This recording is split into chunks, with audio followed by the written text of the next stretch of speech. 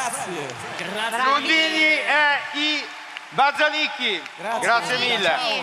Grazie ragazzi, grazie davvero. Grazie a voi. Grazie a voi. Grazie a tutti. Ciao, buon proseguimento. Grazie. Grazie davvero. Grazie. Grazie mille. Grazie. Bene. Una bella energia per partire, un pomeriggio intenso, Cosmano. Non so se Super sei intenso, pronto, direi. Super intenso. Abbiamo prima di tutto da presentare un evento incredibile internazionale e poi un ospite d'eccezione, direi un eroe moderno, no? Un eroe della nostra società che ha sacrificato la sua vita per tutti noi. Ma ne parleremo dopo, ne parleremo dopo. Però tra pochissimo arriva Roberto Saviano. Ecco, allora l'hai spoilerato. L'ho Vabbè, spoilerato. vabbè. Roberto Saviano è qui con noi, sono veramente orgogliosa di questo, ma prima vogliamo presentare quello che succederà a fine anno a livello appunto internazionale, perché dal 14 al 16 dicembre, segnatevi le date, il VMF si espande ed arriva a Riyadh per la prima volta Saudi Make Future come appunto estensione del VMF, un evento progettato per sviluppare l'intelligenza artificiale nella visione Saudi 2030 e ci saranno 12 diciamo aree di azione. Ma vogliamo chiamare qui con noi il tuo partner, il partner del VMF in questo appunto evento, allora Mr. Nasser, Chairman PNG. Please welcome on the stage. A big round of applause for him. Thank you so much to be here. Thank you, Mr. Nasser. It's really a pleasure. Thank you. Hello. Thank you so much. Okay, we can take the center of the stage. So we repeat very quickly in English that from the 14th to the 16th of December, the WMF arrived in Saudi Arabia, Riyadh, with Saudi Make Future, a big event for the first time there, focused on AI and the vision of Saudi 2030. So let me ask you, Mr. Nasser, how you choose this event and what's the vision of Saudi Arabia 2030? First thing, It's okay, you can go. first thing, I am glad to be here today in Italy. Second thing, I was not prepared for this. Just they told me before 1 hour to do this. Of course. So please, I wrote some information here. Regarding our Saudi Vision 2030 is the national roadmap that leads the Kingdom of Saudi Arabia economic, social and technological and transformation. It aims to build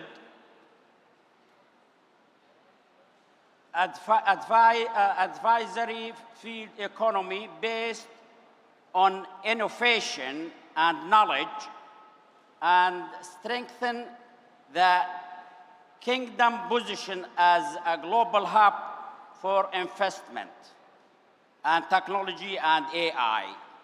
Today, the Kingdom has become one of the fastest growing market in the field of the digital transformation, data and AI, making an ideal environment for hosting global events that bring together governments, companies, investors, and innovation leaders for event parts of the world. Thank you so much. That's super interesting, and we will learn more, of course, in December there. But Cosmano, also, why and how this partnership starts? Yeah, I want to say something in English and also some in Italian. We started to work more or less 1 year ago together with PNG and also with the government, because there is this relationship between the 14 industries of WMF and the project, the plan of Vision 2013, because we are working using technology, AI, and digital to improve the society.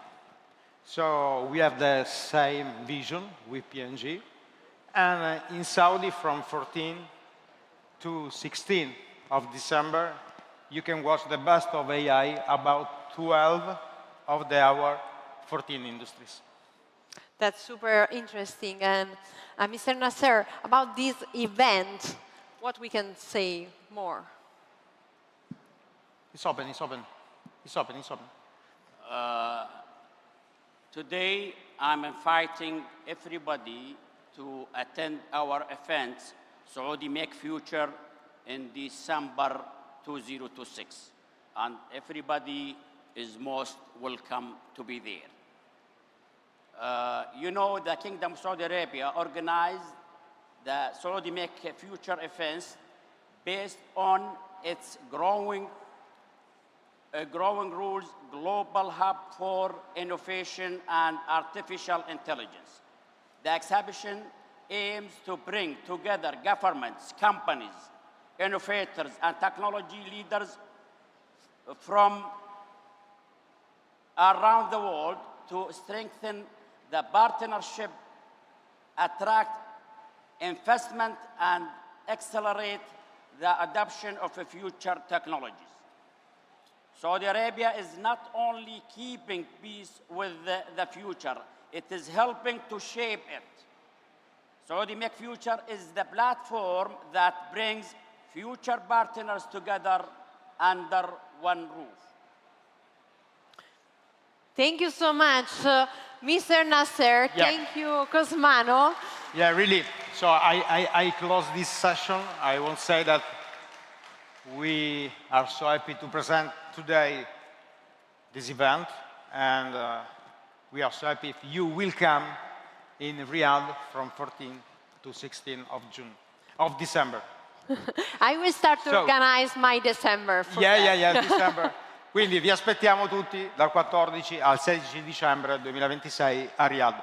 Thank you to Mr. Nasser. We can say one more words. Finally, I am thanking Mr. Cosmano that we made partnership with BNG and Search On and to work in the Middle East for the next 15 years.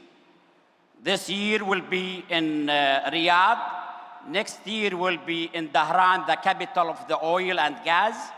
And 2028 will be in Jeddah. Nice. That's so interesting. That's Thank a you. big plan. See you in Riyadh soon. Okay. Thank you so much, Mr. Nasser. See you soon, hopefully. See you soon, We go. Cosmano. We go. In 1 minute.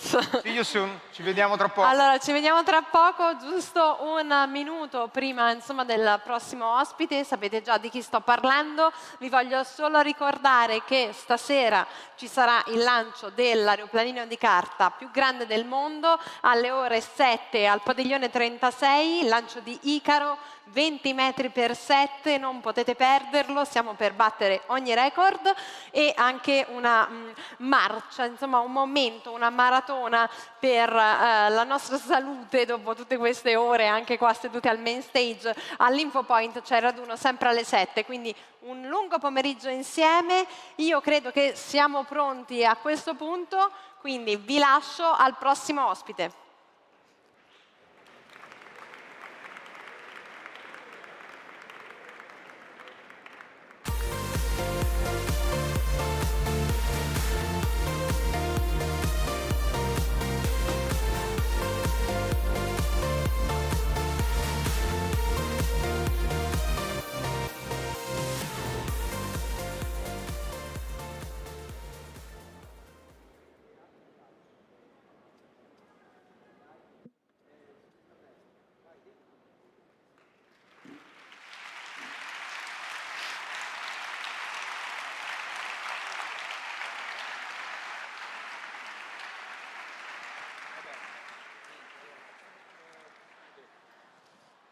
Ancora 20 anni da Gomorra. Cosa è cambiato? È quasi un'impresa poter sintetizzare le trasformazioni che sono avvenute in questi 20 anni, riguardo soprattutto chiaramente il tema criminale, economico e politico. Quando ho scritto Gomorra anzitutto è un ragazzo che veniva da una terra complicata e che era animato da innanzitutto un obiettivo: accendere luce con la scrittura letteraria su temi considerati marginali. Ma davvero era qualcosa di imperativo dentro di me, ma non solo di morale. Cioè io dicevo, ma com'è possibile che qui accadono nella nostra terra, perché anche tu sei terrone come me, calabrese, io campano, la nostra terra aveva, e ha ancora, no? Delle vicende incredibilmente drammatiche, epiche, di resistenza e di violenza, che sembrava impossibile 20 anni fa per me che non fossero un tema. Bene, la prima cosa che è cambiata è che è diventato un tema di dibattito, pressione politica, consapevolezza. Di tutto quello che è successo, forse l'eredità più importante è proprio la consapevolezza, la possibilità che c'è un modo per conoscere un problema che non è meridionale, che attraversa il meridione, un problema che non è culturale, attraversa le dinamiche culturali, ma è economico. Il capitalismo contemporaneo ha le regole delle organizzazioni mafiose. Più oggi il capitalismo è senza regole, più oggi esistono le piattaforme offshore, più la finanza va in una direzione di assenza di regole, più il denaro sporco è quello che vince. Hai parlato ora, no, in questo frangente di dinamica culturale. È vero che attraversa tutta l'Italia, c'è però un elemento di cui sono curioso di capire il tuo punto di vista, in questi anni se è cambiato, che è l'omertà da parte della società. Visto che citavi, no, il fatto che anch'io sono Sì. terrone come te, no? Cito spesso la storia di questo ragazzo del mio paese che è stato ucciso nel 2016 perché aveva una relazione con la figlia di un boss. Il suo nome è Alfredo Pileggi e da allora questo nome nel mio paese nessuno lo fa più, come se non fosse mai esistito. Questa è una forma di omertà culturale da parte della società, da parte delle persone. Se alcune cose sono cambiate, da questo punto di vista, secondo te c'è ancora tanto da fare? È cambiato qualcosa o no? Sai, la forma che mi racconti di omertà la conosco bene, cioè un nome che scompare, una vicenda impronunciabile. L'ultimo mio lavoro che ho scritto appunto come romanzo era su Rossella Casini, che era uno degli altri nomi impronunciabili, una ragazza fatta sparire, toscana, in Calabria, innamorata di un ragazzo 'ndranghetista. Sparire, far sparire significa non soltanto cancellare la memoria, ma non permettere che possa esistere chi ha violato un codice.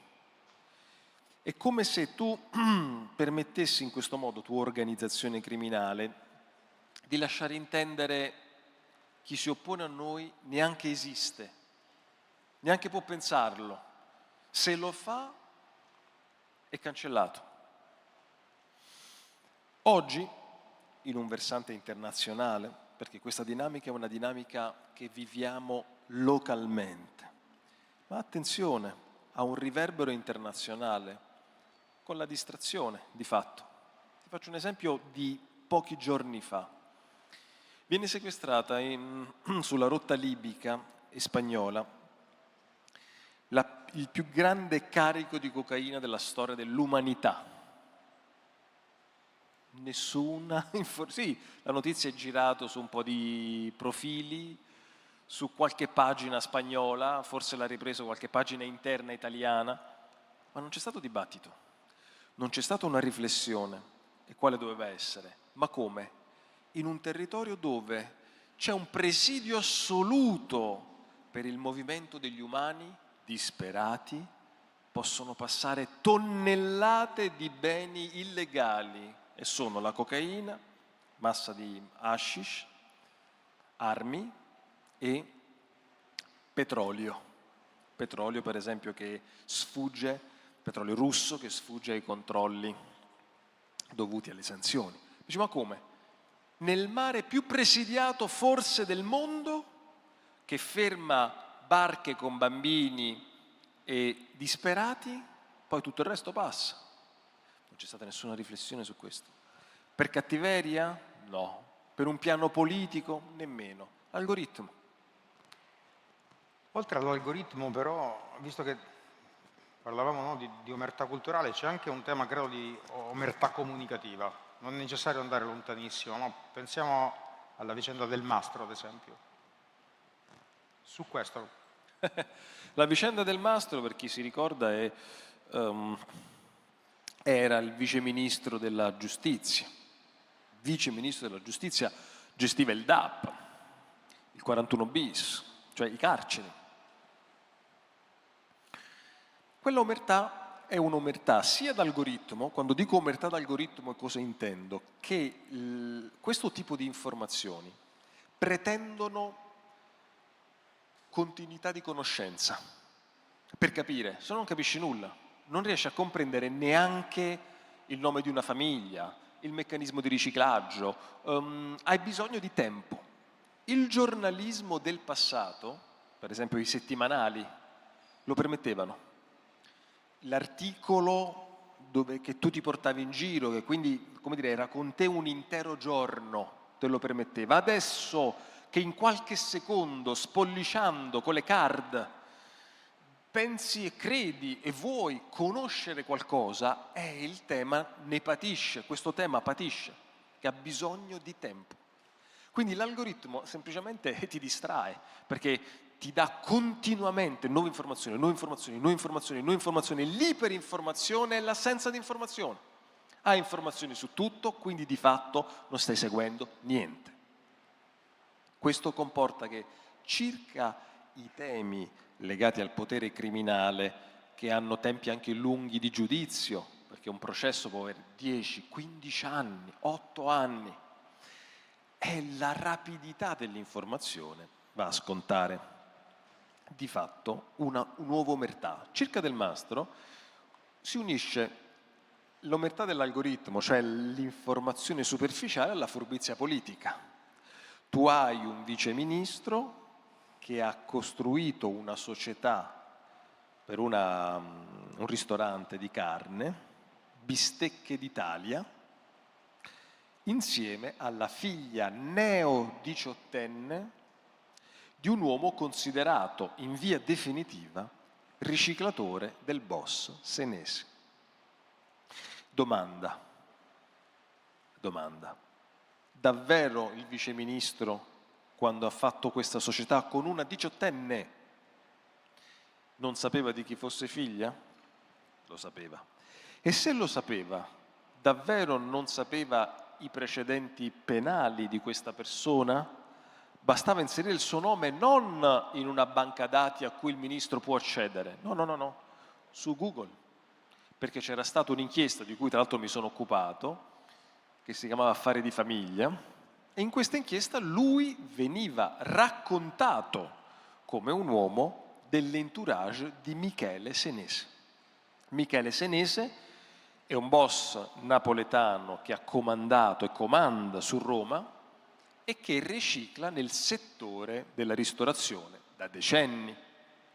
Ora io non lo potrò mai dire perché mi portano per l'ennesima volta a processo, ma io credo di sapere perché Del Mastro ha fatto questa operazione. Ma la mia è una congettura. Domanda: il giornalismo dovrebbe costantemente sollecitare le istituzioni per dare una risposta.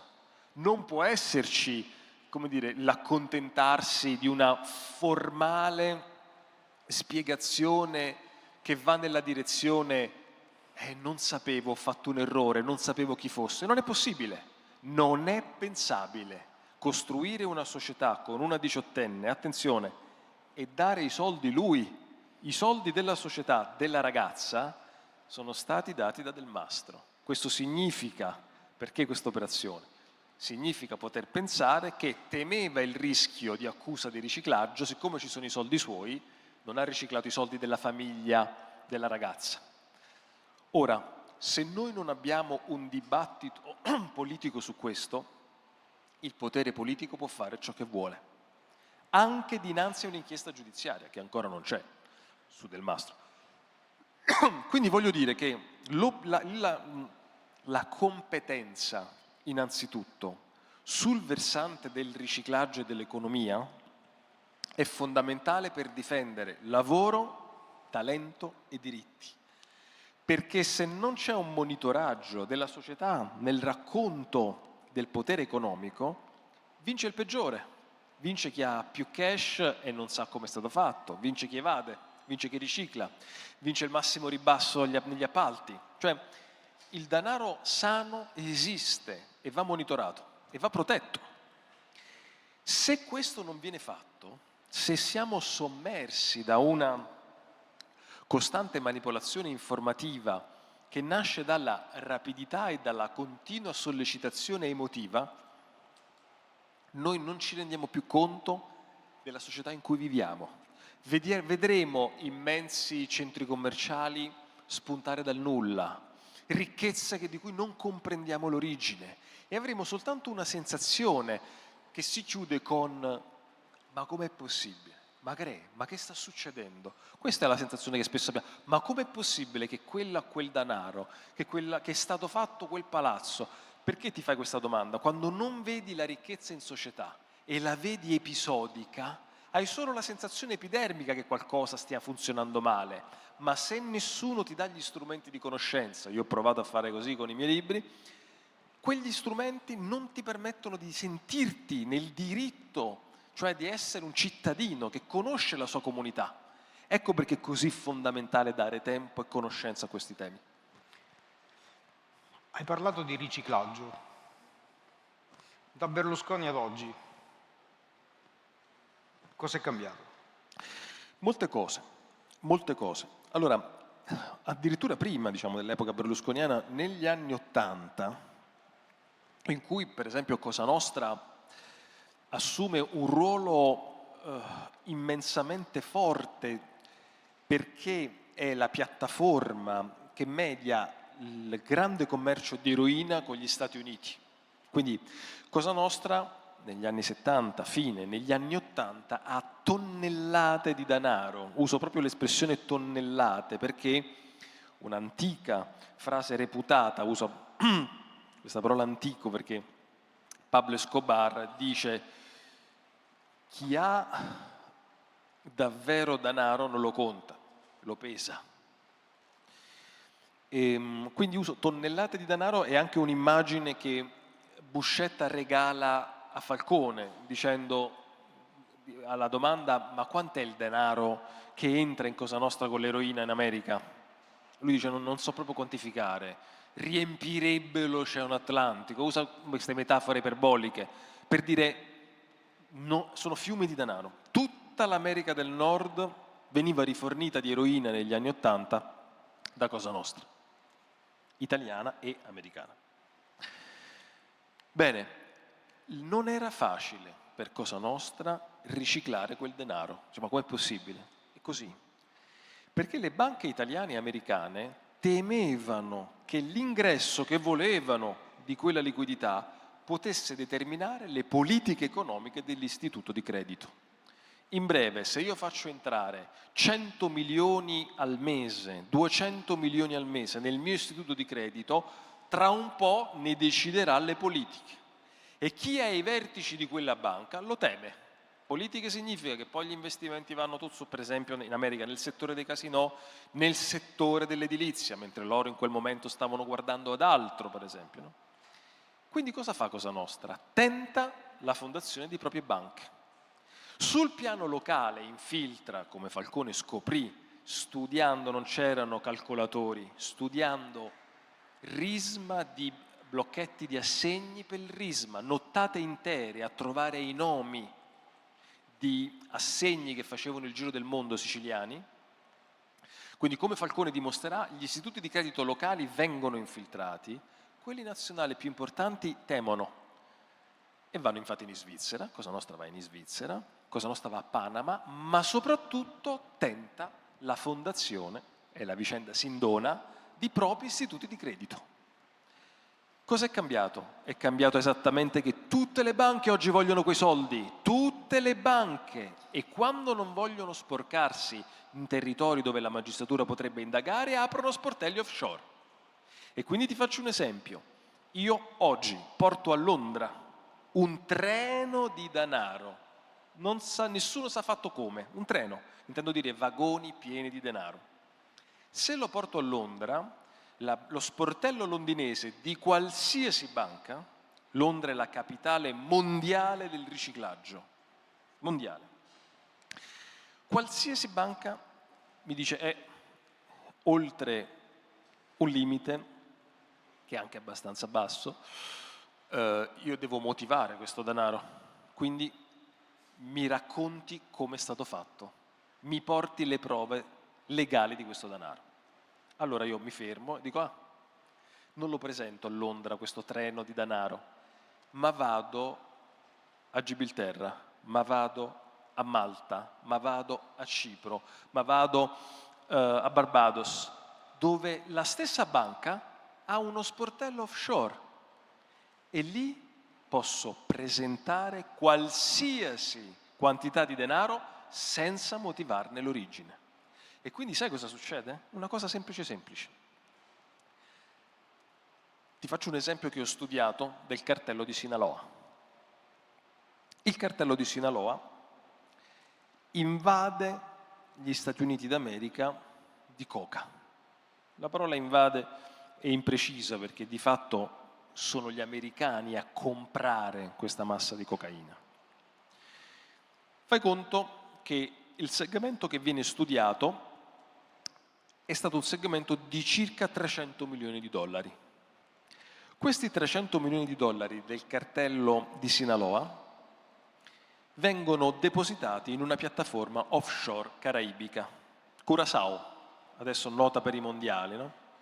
Ma importantissima perché Curaçao è lo scrigno dell'Olanda offshore nei Caraibi. Bene, a quel punto quei soldi stanno lì. La persona che ha quei codici alfanumerici di quel conto arriva ad Amsterdam o a Londra e chiede un mutuo per comprare un hotel per 100 milioni. Il mutuo gli viene dato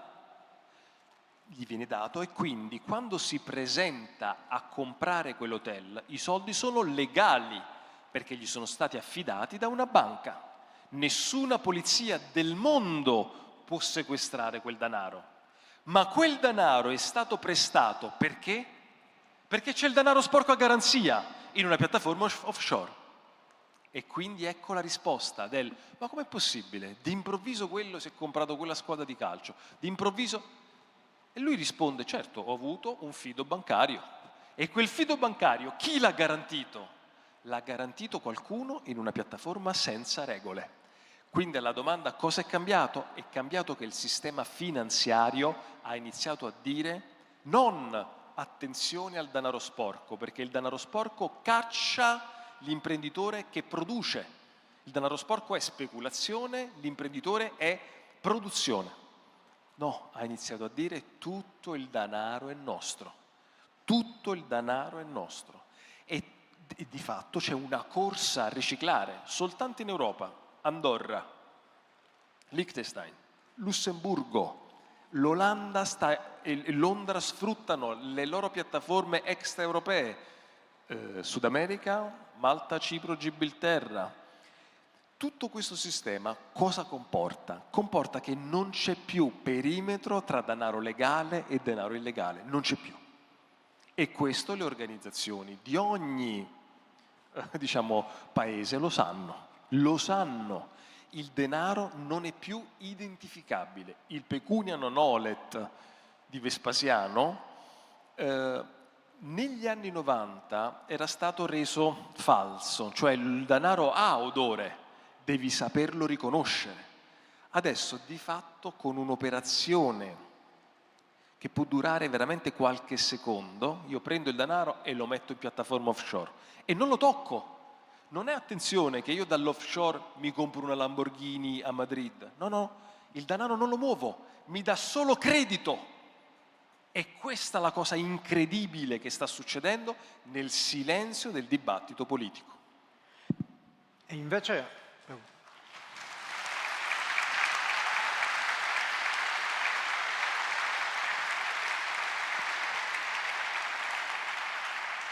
piattaforme offshore, quindi un'evoluzione importante in questi anni.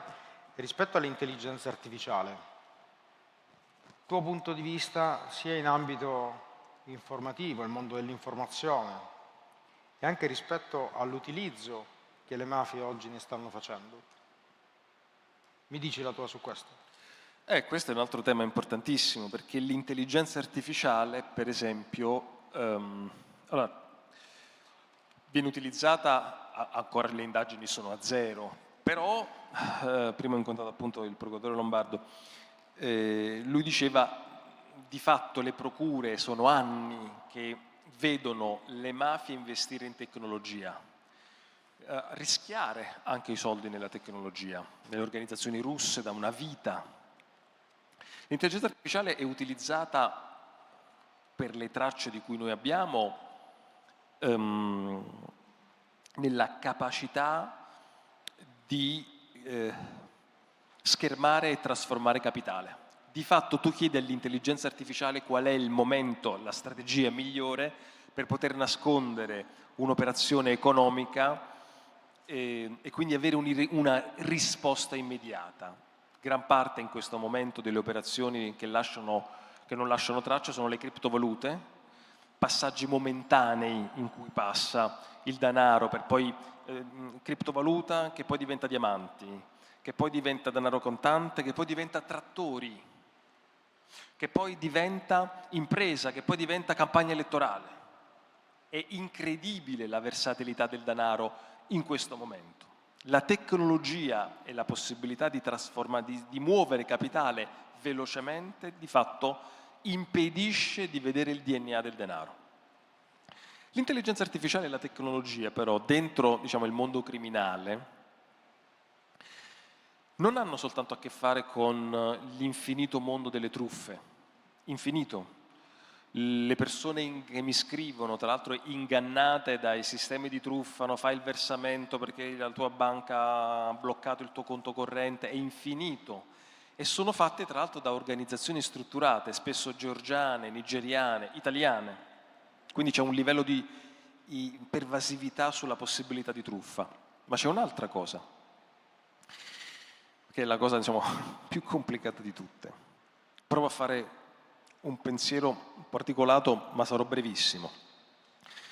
Dietro il mondo di Palantir, Peter Thiel, Elon Musk, c'è un pensiero articolato, per niente scontato, che studio da molto tempo. Nick Lang è un filosofo che viene dall'anarchismo, anche da un pensiero definibile neomarxista. È il pensatore maestro di Peter Thiel, il fondatore di PayPal, di Musk, e che gli uomini che fanno dottrina nel mondo MAGA conoscono bene. Cosa dice Lang? Lang dice: il tempo dell'uomo è finito. È il tempo dell'intelligenza artificiale, che non ha e non potrà mai avere coscienza. L'intelligenza artificiale governerà di fatto l'economia, governerà di fatto le pianificazioni economiche e l'uomo sarà mediazione tra capitale e tecnologia.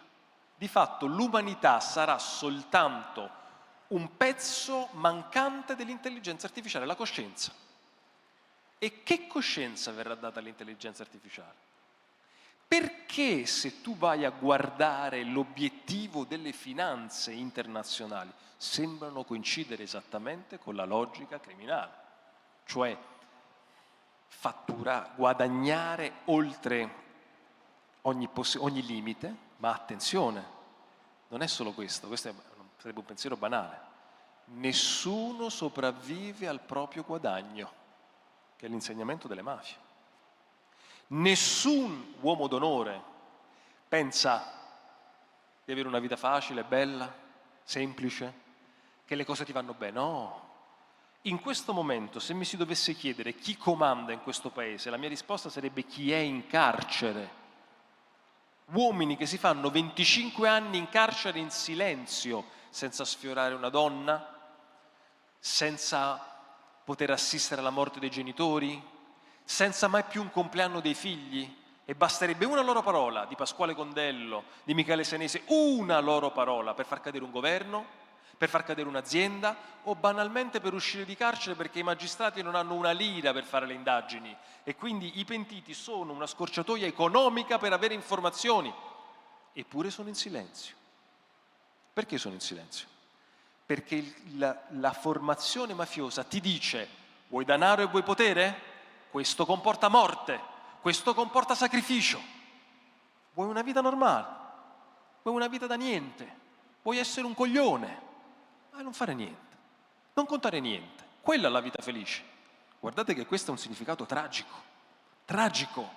E guardate come coincide con una visione contemporanea.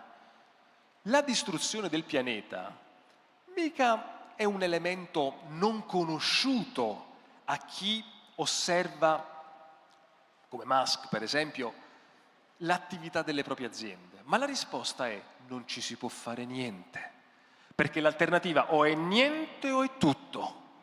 Da questa visione è la visione delle mafie, ma da sempre.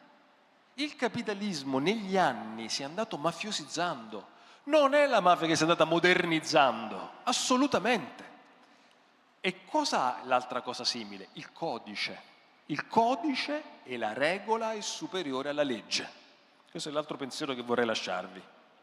C'è una grande differenza tra legge e regola, e questo lo insegnano le mafie tutte, da quelle indiane, quelle egiziane, quelle italiane che sono le più antiche.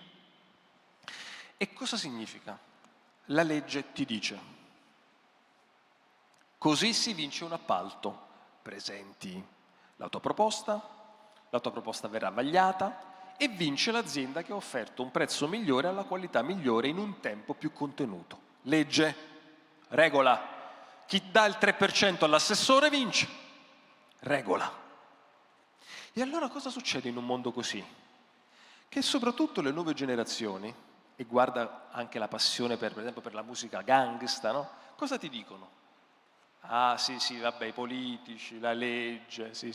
Ma per chi vale? Vale la regola. La legge è per i fessi. Altra cosa che dicono le mafie. L'espressione cosa nostra, onorata società, un 'ndranghetos addirittura significa uomo eroico, quindi la parola 'ndrangheta viene dal greco, camorria, la parola camorra, no? E cosa vuole dire? Una cosa molto semplice: appartiene questa cosa a noi, è nostro sistema, nostre regole. La legge è del fesso. Questo è un sistema alternativo che si è generato. Con le dovute proporzioni, il mondo dell'informazione oggi non ha creato un sistema alternativo a quello che effettivamente doveva fare e doveva essere. Non c'è riuscito, o meglio, se devo dare una risposta, diciamo, veloce, non ci sono più le risorse. Economicamente, se io ricevo tantissimi click, ma quello non mi porta denaro, e io come posso pagarmi le cause? Ti faccio un esempio, poi vado sul personale per essere, diciamo, più concreto. Quando muore Messina Denaro,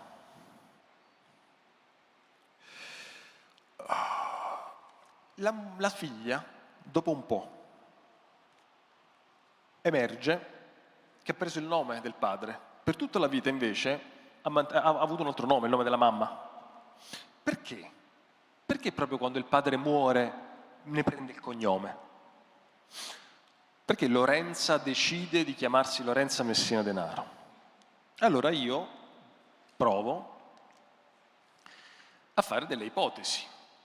delle ipotesi legittime in base allo studio di anni e in base alla storia di Messina Denaro. E qual è l'ipotesi? L'ipotesi è che Cosa Nostra, l'eredità che deve dare, la dà una figlia riconosciuta. Non è una figlia che non ha il cognome. E quindi, guarda caso, mia ipotesi, quando il padre sta per morire, si prende il cognome che è la prova regina che sei l'erede. Io sono stato querelato dalla figlia di Messina Denaro. Sono soldi. Poi la Procura di Milano ha archiviato, ma sono soldi. Immagina questo per ogni cosa che dici. Se io faccio un articolo che mi viene molto letto, che viene pagato, io riesco a difendermi. Se no io rinuncio, come spesso faccio. Rinuncio. Perché se no passi la vita a un processo, se io fossi stato rinviato a giudizio, quel processo durava 4 anni il primo grado. 4 anni il primo grado se andava bene. In questo modo, silenzio, in questo modo semplicissimo, ti posso fare un altro e ultimo esempio. Tutti i dirigenti della famiglia Moccia, che sono una delle organizzazioni più forti perché hanno la grande distribuzione della frutta, hanno i cementifici, sono usciti dal carcere perché sono scaduti i termini di custodia cautelare. Tutti. Io faccio un articolo, poi faccio un secondo articolo, poi dico guardate questi non sono tornati dentro, i processi non li stanno più facendo. Vabbè, ma quante volte vuoi scrivere sto fatto? Il tempo, no? Tutto rapido, tan tan tan tan tan tan. Tutto apparentemente che arriva a te, ma come tu hai 1,4 milioni di follower, e infatti sul mio Instagram lo scrivo, arriva, ma per un minuto. Velocissimo. Velocissimo, e loro sanno sfruttare questa velocità. Quindi noi siamo in un festival, insomma uno spazio importante che parla di questo, e a chi mi ascolta chiedo questo, no? Magari mi segue già sul canale YouTube, sui miei canali, quindi queste cose le ha già ascoltate, ma chiedo il tempo, datevi tempo, non rapidità. Nelle informazioni, nei video YouTube, prendete tutto il tempo possibile, non per forza per essere d'accordo, per raccogliere, scegliere sempre chi dà elementi di complessità, non per forza di semplificazione. Parlare semplice è importante, ma non semplificare, perché quello è come se qualcuno mastica la cena al tuo posto per paura che tu ti strozzi. No, non va fatto. Per capire a che punto è la tua situazione, la tua vita, ma anche tutto il rancore che hai per un mondo infelice, puoi darti una risposta mettendo ordine e scegliendoti chi ti dà, non chi condividi, chi ti dà elementi importanti per permetterti di pensare e capire a che punto è la notte.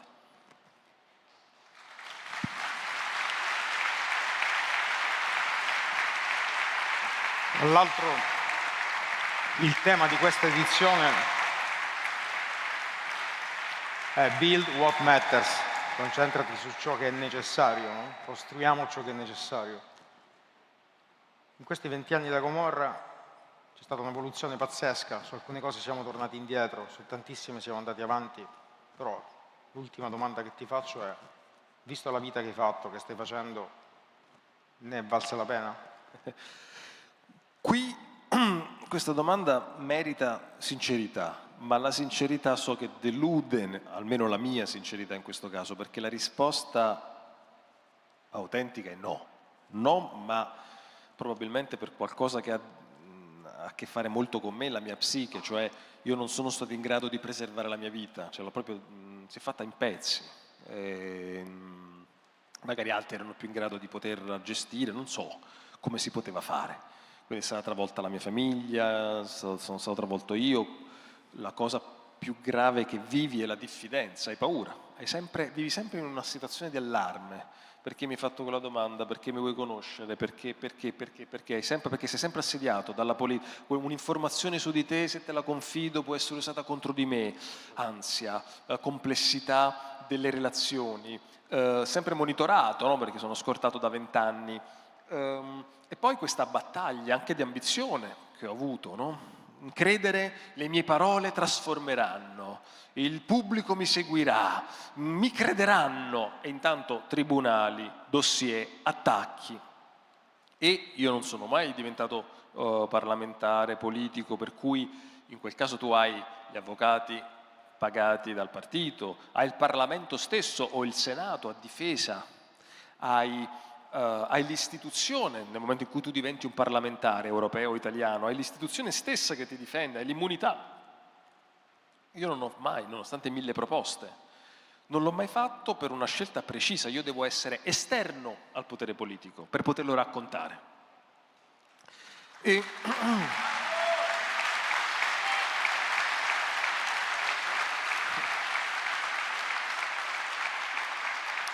Però a un certo punto ti rendi conto del momento più difficile della crescita, che non puoi più dare solo responsabilità a quello che è successo di esterno. La Gomorra, i processi, la battaglia, le mafie, la politica, il governo io sono stato portato a processo da Matteo Salvini più e più volte,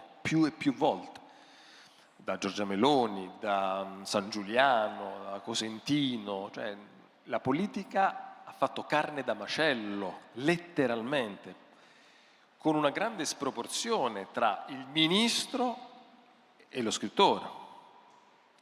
Quindi il potere che ti chiama a giudizio in una, diciamo, pressione molto insolita. Adesso sta accadendo più spesso, ma quando è venuto su di me, come su Michela Murgia, era stata una pratica abbastanza inedita. Ma arriviamo alla chiusura. Dicevo, alla fine devi rispondere a te stesso. Perché? E questa è qui la domanda che è più dolorosa. Perché non ho saputo fermarmi o comunque proteggermi? L'ambizione, la passione, l'ingenuità, ero più piccolo, mi sono trovato... Insomma, io avevo 26 anni quando finisco sotto protezione. Adesso 47, tra poco. E quindi... La risposta è che in qualche modo mi sono scelto, ho voluto scegliermi questo destino, che mi ha spezzato. Come sempre accade, quando qualcuno parte per il fronte, succede a tutti i soldati, è convinto di tornare o vivo o morto. E io la mettevo così, vabbè, tanto o mi ammazzano o vivo. No, torni ferito. E non so perché i soldati quando partono per il fronte non ci pensano mai. Pensano sempre o muoio o vivo. No, torni ferito. E io sto provando a proteggere o a curare questa ferita che ti porta alla depressione, ti porta all'insonnia, ti porta gli scatti d'ira, no? E insomma, per chiudere, non rinnego nulla, anzi sono qui, ma riconosco l'infinito dolore delle mie scelte che hanno pagato anche altri per me. Ma nonostante tutto, ripeto la frase di un film bellissimo che se non avete visto vedetelo, che si chiama Papillon, con un meraviglioso Steve McQueen, un film e un libro di Charrer splendido, la storia alla Cayenne, un detenuto, si chiude così: maledetti bastardi, sono ancora vivo. Roberto Saviano. Grazie, grazie a tutti, grazie. No, dobbiamo andare lì perché dobbiamo necessariamente... No, andiamo qui, assolutamente. Ciao a tutti, grazie.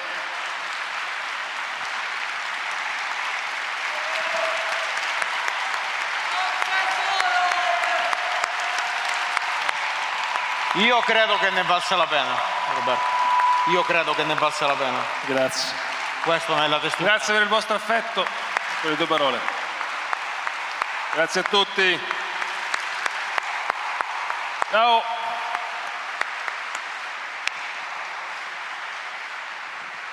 Grazie Roberto Saviano per aver messo a disposizione la tua vita per la lotta alla criminalità organizzata, aver sacrificato molti aspetti. Grazie al pubblico e alla vostra empatia. Beh, noi adesso cambiamo argomento, ovviamente torniamo a parlare di tecnologie, intelligenza artificiale, questa volta un occhio all'intelligenza artificiale soprattutto da un punto di vista energetico, che è forse uno dei più grandi problemi che comporterà l'intelligenza artificiale. E allora è il momento di Filippo Ghirelli, Executive Chairman of Sofrance e Infracorp. Eccolo qua.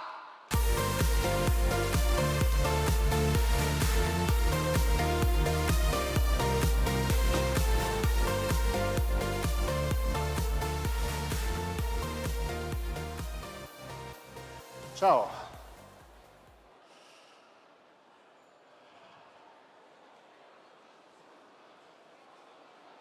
Allora, parlare dopo Roberto Saviano è impegnativo.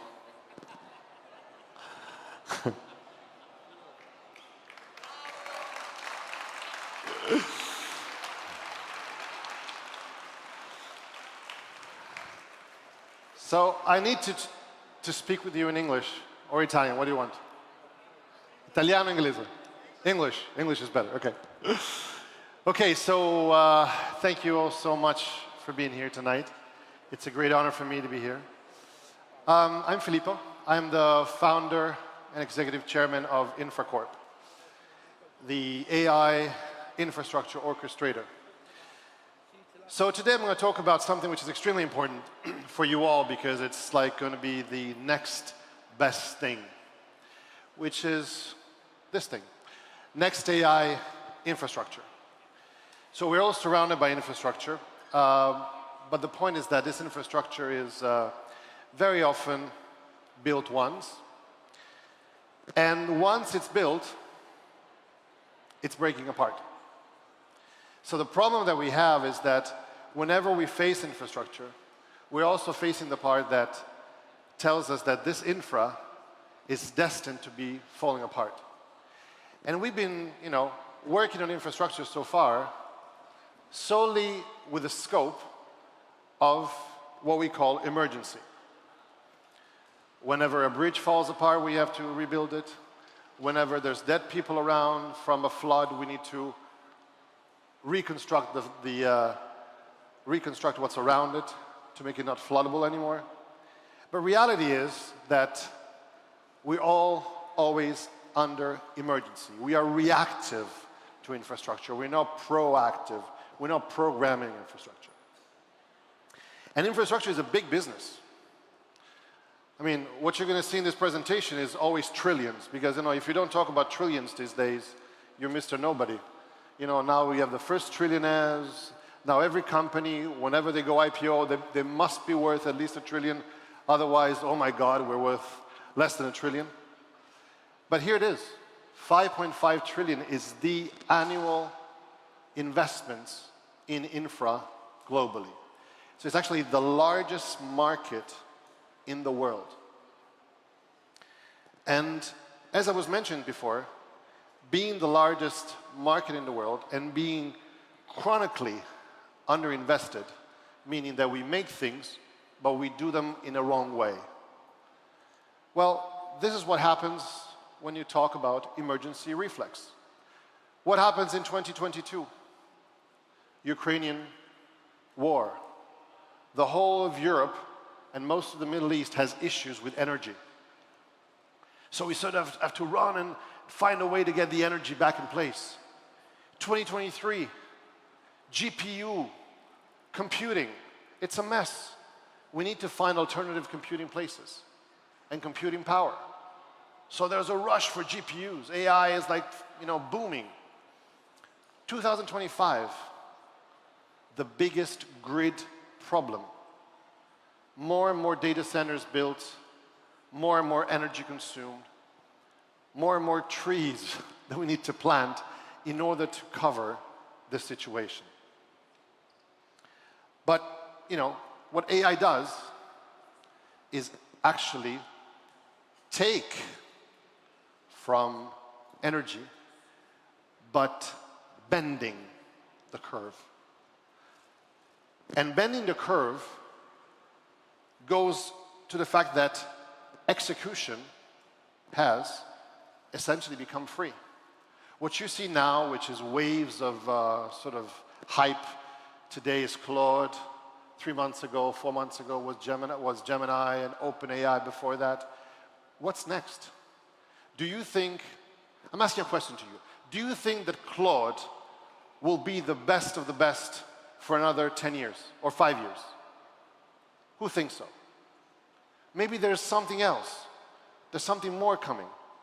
And execution is becoming more and more easy to have. So execution costs are lowering down. I can produce 50 times the amount of documents that I can produce before. Take a law firm. Take any mass production that has to be done. With AI, you can decrease the cost radically. But what happens? You're firing people. You're not hiring juniors. But then I have the impression that actually this is going to be the real problem. Verification. Verification is what's going to create the disaster behind this crazy hype execution decrease of cost. You use Claude now for everything. You use Gemini now for everything. But what happens? All these products, all these documents, they have to be verified. And who can verify them if not you? But hey, you fire the people. You just fired thousands of young juniors. You've just fired a huge chunk of managers. And guess what? Now you have to hire them back. At what cost? Because you need to hire seniors now. And if you hire seniors now, of course not to the same ratio, but you're going to pay them a lot more. So why not just going towards getting the juniors back on stage, training them to become seniors, and to do what we call the human in the loop. Verification is the key. Well, because of these things. Is it correct? Is it safe? Is it compliant? And above all, for those like me that do investments all year long, is it bankable? Because what happens is that the gap is in fact widening so much.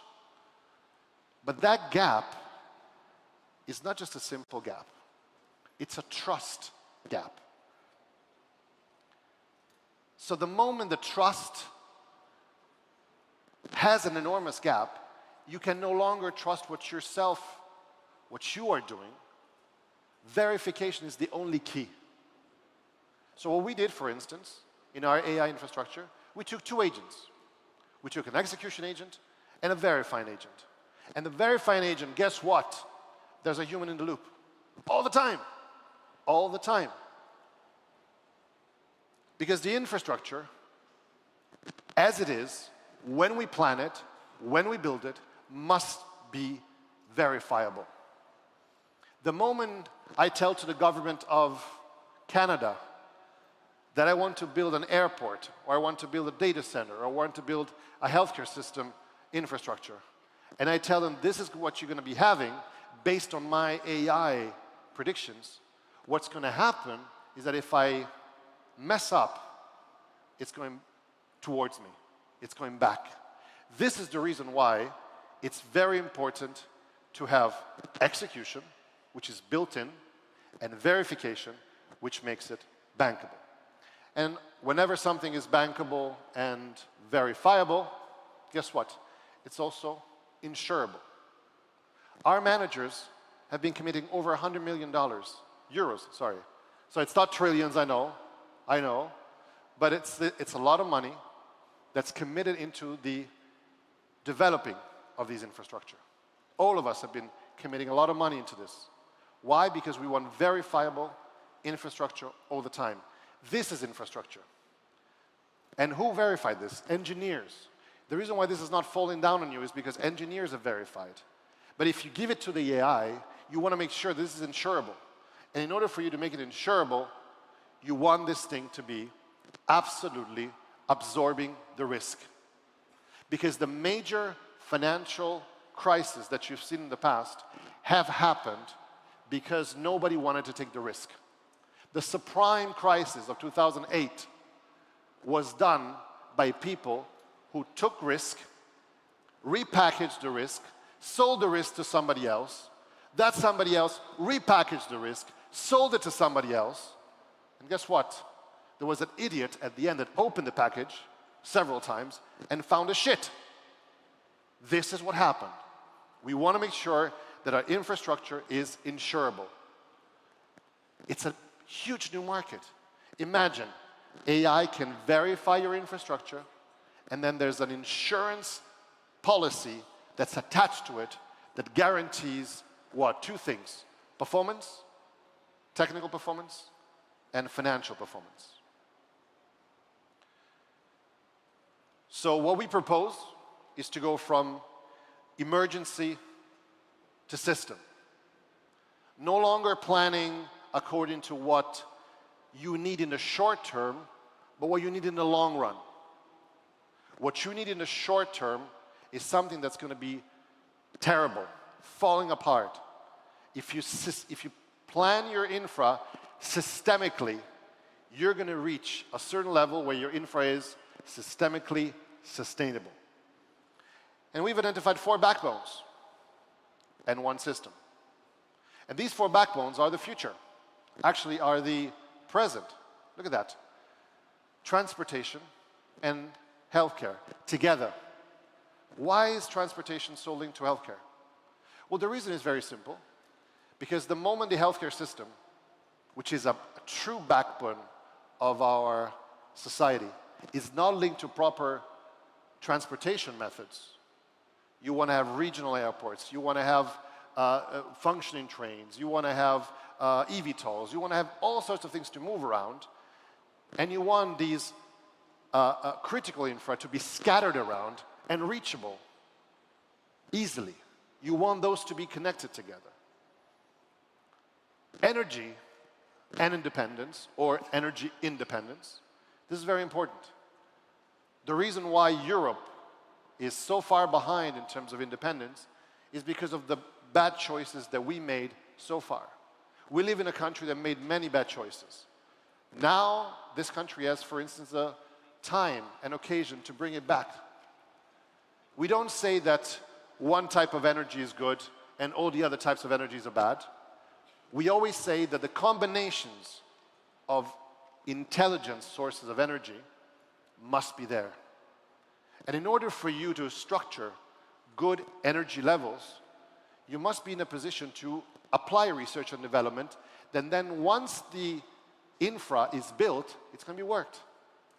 If I work on nuclear or I work on any other source of energy production and I don't have the laws that are going to allow me to construct that infrastructure once the research and development process is finished, this is not planning, this is joking. And Europe has been joking too much. And the reason is because Europe, as it is, at least as we saw it as investors and as tech guys, we have not seen it developing harmoniously. We have seen Europe working as 25 different elements, not working together, always fighting each other, always trying to get the best out of the relations, one-to-one relationships. Guess what? Opportunity is important, but if we don't work together, this is not going to happen. Decentralized AI. Yes, data centers are important, but the moment the data centers are managed by third parties that get your data on a second basis, on a daily basis, why would you want to have all your data managed by third parties? This is the reason why we are proposing decentralized, sovereign AI. You want to have your own situation. You want to have your data obfuscated. You want to have your LLM obfuscated. You want to have your learning process, your learning capabilities to be yours only. This is what we're doing. This is what we all need to do. The moment this data goes around, the data is somehow your piece of gold. You want to keep your piece of gold in your safe. You don't want your piece of gold to go everywhere. You want to know that it's there, that it exists, that creates statistics, but you do not want that gold to leave. And last but not least, the most important of all, the new way of doing infra is outside of this world. Land consumption is not acceptable the way we're doing it now. We have enormous outer space. Why don't we delegate data centers outside? Why don't we build factories outside? Orbital is the answer. Space modules for research and development, they guarantee continuous information asymmetry. If you're a company and you need to test something in microgravity, right now you have to go to the International Space Station. So a guy goes, does the tests, and then everything goes to public. But what happens if you have privately owned commercial space stations or space modules? You can do your own research there. And the research belongs to you. Asymmetry of information creates competition. Competition creates better prices. So we are all for sovereign compute, which is verifiable by design. And I would say the next thing is this. The platform must not just execute and verify, must not just ensure, but it must do this. It must be used and bought by anybody who wants to, with no intermediaries. What we're building right now is the most powerful infrastructure tokenization platform. These 5.5 trillion can be sold to anybody. Everybody has the right to be able to finance, participate, and be part of a bigger story. So a real asset, verified and audited, tokenized to market. And this is the new stack. Tokenization, insurance, verification, execution. Backwards, of course.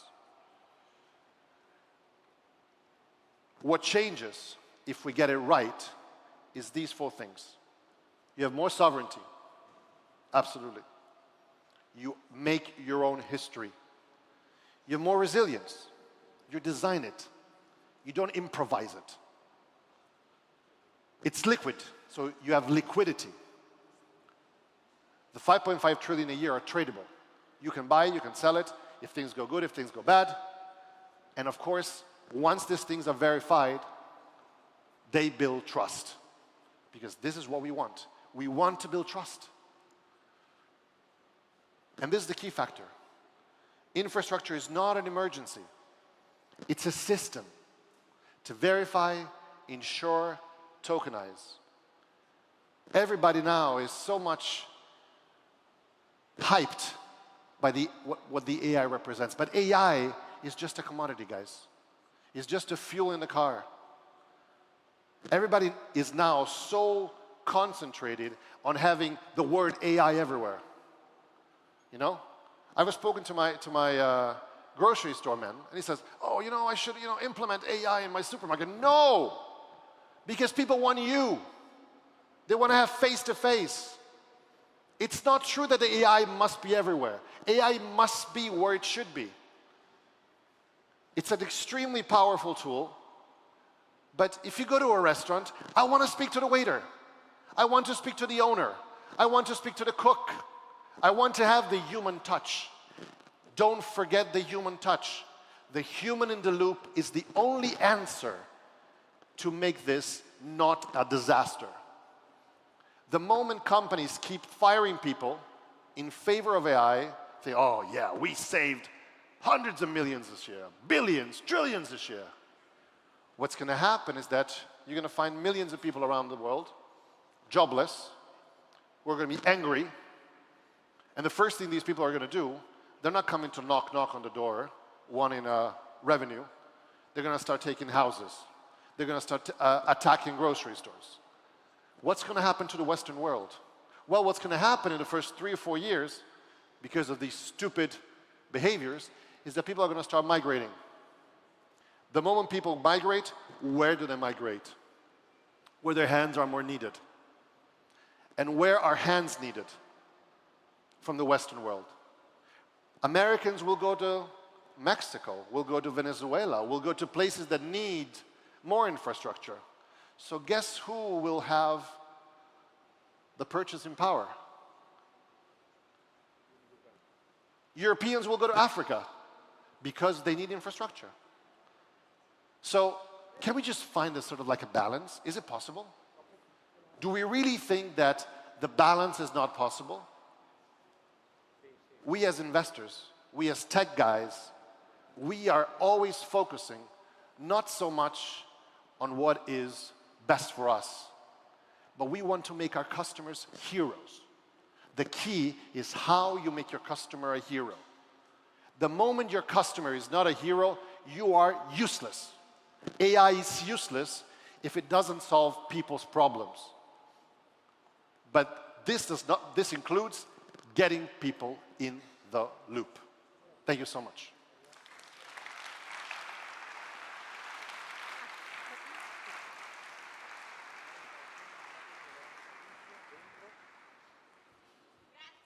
Grazie mille, thank you so much. Thank you so much. Ok, adesso momento topico del WMF, un momento che in molti stanno aspettando, la Startup Competition. Manca veramente poco, ma per affrontare questo momento insieme vorrei qui sul palco un'amica del WMF che avete già visto lo scorso anno e anche la giornata di ieri. Lei è un'imprenditrice, madre, Head of Ecosystem of LG Innova. Signore e signori, bentornata Alicia Hanf. Ma sì, facciamo un applauso, dai. Yay! Welcome, Alicia. Welcome, nice to see you. Okay, so are you ready? We are ready. I'm so excited. This is one of my favorite moments of WMF. We switch in English now, so of course I'm happy to share the stage with Alicia for the moment of the startup competition. It's a pleasure to have you here again. You are the entrepreneur, a mother, head of ecosystem of LG Innova, so thank you so much for being here also this year. But now we are ready, so truly special moment. We have more than 2 prizes this year, so we will have much more. And what about the number? We want to share some number with our audience. Yeah, so you guys, this is really exciting because we received over 1,000 applications from more than 85 countries for this year's startup competition. And our 5 finalists come from all over the world, places like France, Germany, Luxembourg, Greece, Italy, Hong Kong, and Tanzania. So from basically all over the world. But let me give you other two numbers, two key figure. 304 billion in assets under management and 1.5 billion for the total portfolio with 17,000 investment round managed only in 2026. So there's a lot. There's a lot. A lot. I ask you again an applause for all these organizations that is big, is all around the world, and every year grow and grow. Let's move on. So for this year, there will be 14 future challenge that you can find on a web application if you want to go deep and learn which are they. Identified by the WMF Scientific and Technical Committee. So let's remember also how this will work. We have 3 minutes to pitch and 2 minutes for question and answer for each of these startups. Yes, so for the startups pitching, remember only 3 minutes. Do not go over.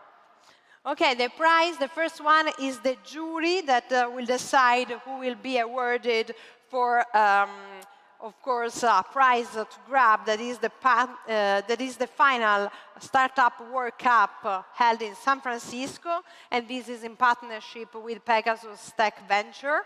And then we have the audience prize. Yes, and so the audience will play a pivotal role in voting through the WMF web app.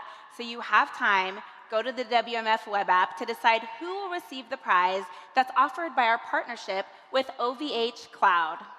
And then, as we said before, much more from the search on side, but we will discover later. So let's welcome on the stage. Yes, and now let's go onto the stage the representatives from the 5 startups. Okay, we have 5 startups, so let's start with David Lee, the Waitrerise. Okay, go on. And then Aras Chakmak, the Maestro Hub. And then Tazos Bogatsis, Brain Food. Jasper Deprez, Terras Pack. And then Simon Miele Lisce 360. I hope to say it well. I'm not sure. It was good? Okay. All right, and now it's a short video. Right. Would you like to? Okay. Ready to start? 3-minute speech.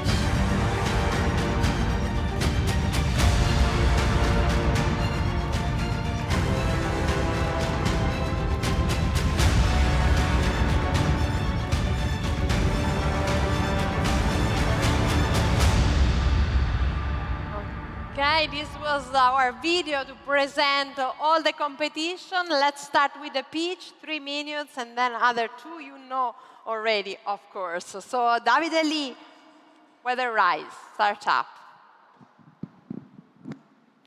Hello. Okay, great. Let me put this over here. Hi, my name is David. I'm a co-founder of WealthRise. Who here has a person that has a tailored suit? Much like, thanks for the thing. Much like that, wouldn't you want that type of personalization or attention when it comes to your financial decisions and your investments? Well, this is exactly the problem we're trying to solve. Right now, there's about 80 trillion euro of wealth being transferred, and only 30%, meaning 70% of the people, are still very dissatisfied. At the same time, advisors are not increasing, they're actually decreasing. And right now, one advisor serves on the average about 100 clients, meaning that this model is unsustainable. So, we thought differently, and usually when an investment strategy is made, it's based off of past data, meaning there's only a 50% chance of it being right. It's like flipping a coin. For us, we use past and future indicators. Think of it this way. Google invented something called AlphaGo, which beat the world champion Go Master a decade ago. And it didn't do it by guessing. What it did was it statistically predicted millions of moves in the future and picked the next best move for it to win. We operate like this. Essentially, we take a lot of portfolios and we try to calculate in the future what the statistical probability is for that next best portfolio rebalancing. And as a result, our decision-making accuracy is up to 60%, meaning that we can provide personalized, scalable solutions in wealth management. Now, as a B2B tech company, we rely on partnerships like the global data provider, like a Swiss financial institutional platform, many family offices and conglomerates, and also the asset management arm of Europe's #1 bank, which manages more than €1 trillion of AUM, which is also our partner. Awards aren't quantifiable, but we've won 48, and that's led to 100+ partnerships. Our growth is that we have traction, and we expect to grow by about 150% CAGR over the next 4 years. Say both. Our global assets under management, meaning the total assets under management globally, is 128 trillion, which is a huge number, followed by Asia, Europe, and even Italy at 1.4. Our business model is diverse. We can either do software or scale through platforms.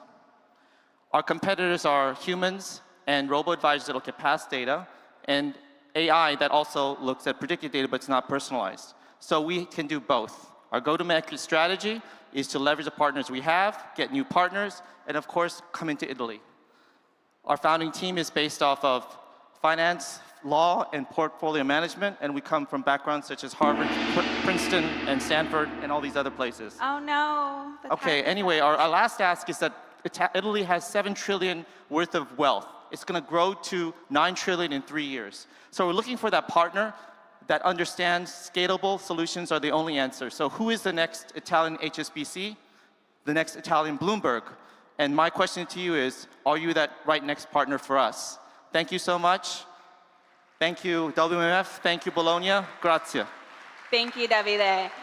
Okay, so now 3 minutes is a tough pitch, so you did a great job. Now let's move on to the Q&A. Are there any questions from the audience? I do know some of you investors by name. I'm not afraid to call on you.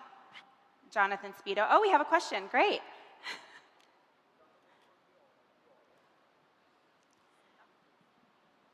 Hi, David. Thank you very much.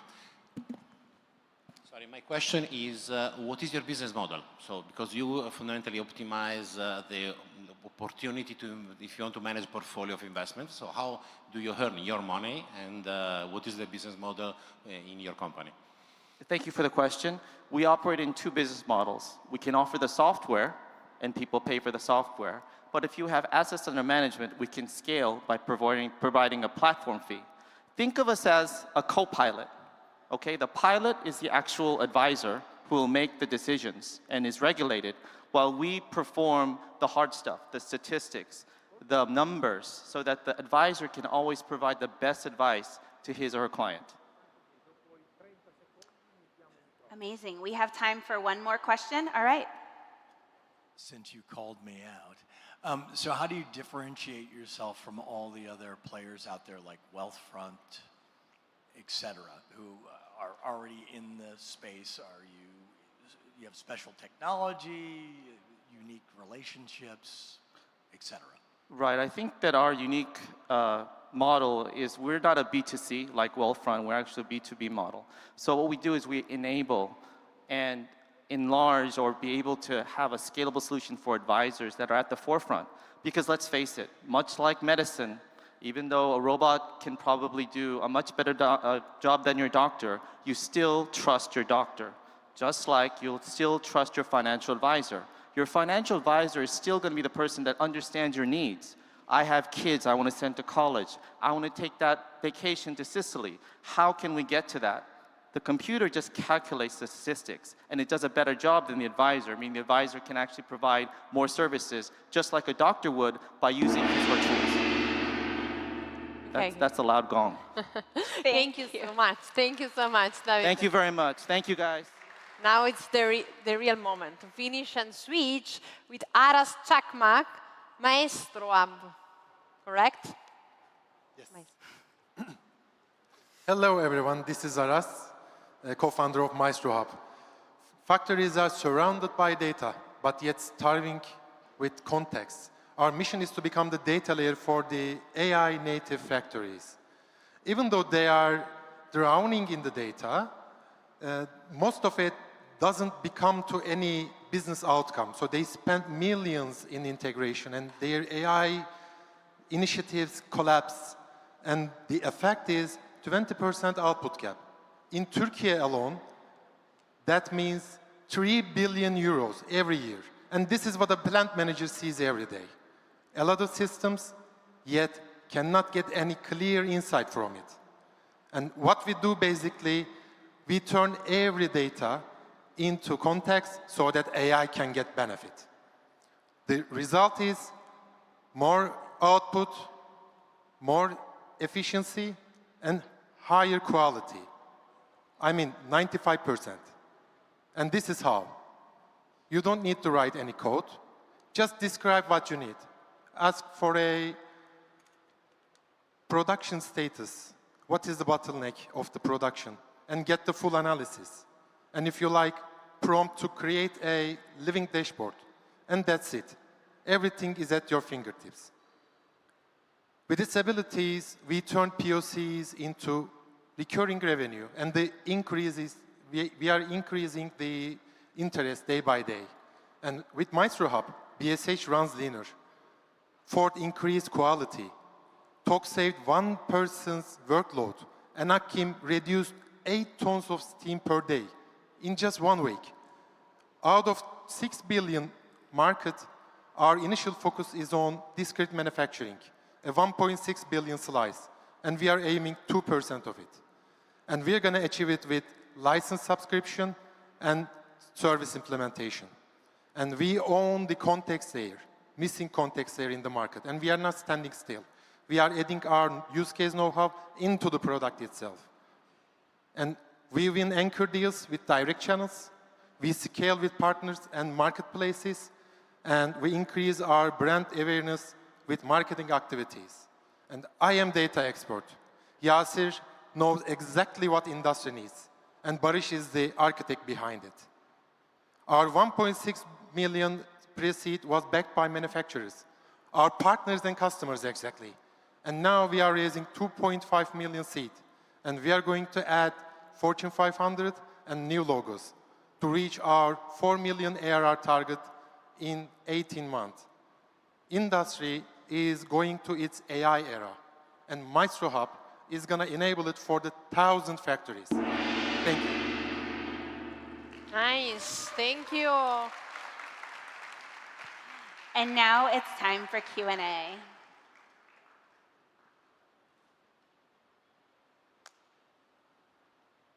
Do we have any questions from the audience? Right up front. We have a very curious first line there. Do you have any revenues? Can you talk to us a little bit about any folks that you're doing pilots with? Because you mentioned that you want to hit Fortune 500s, but I'd love to just know a little bit about your traction.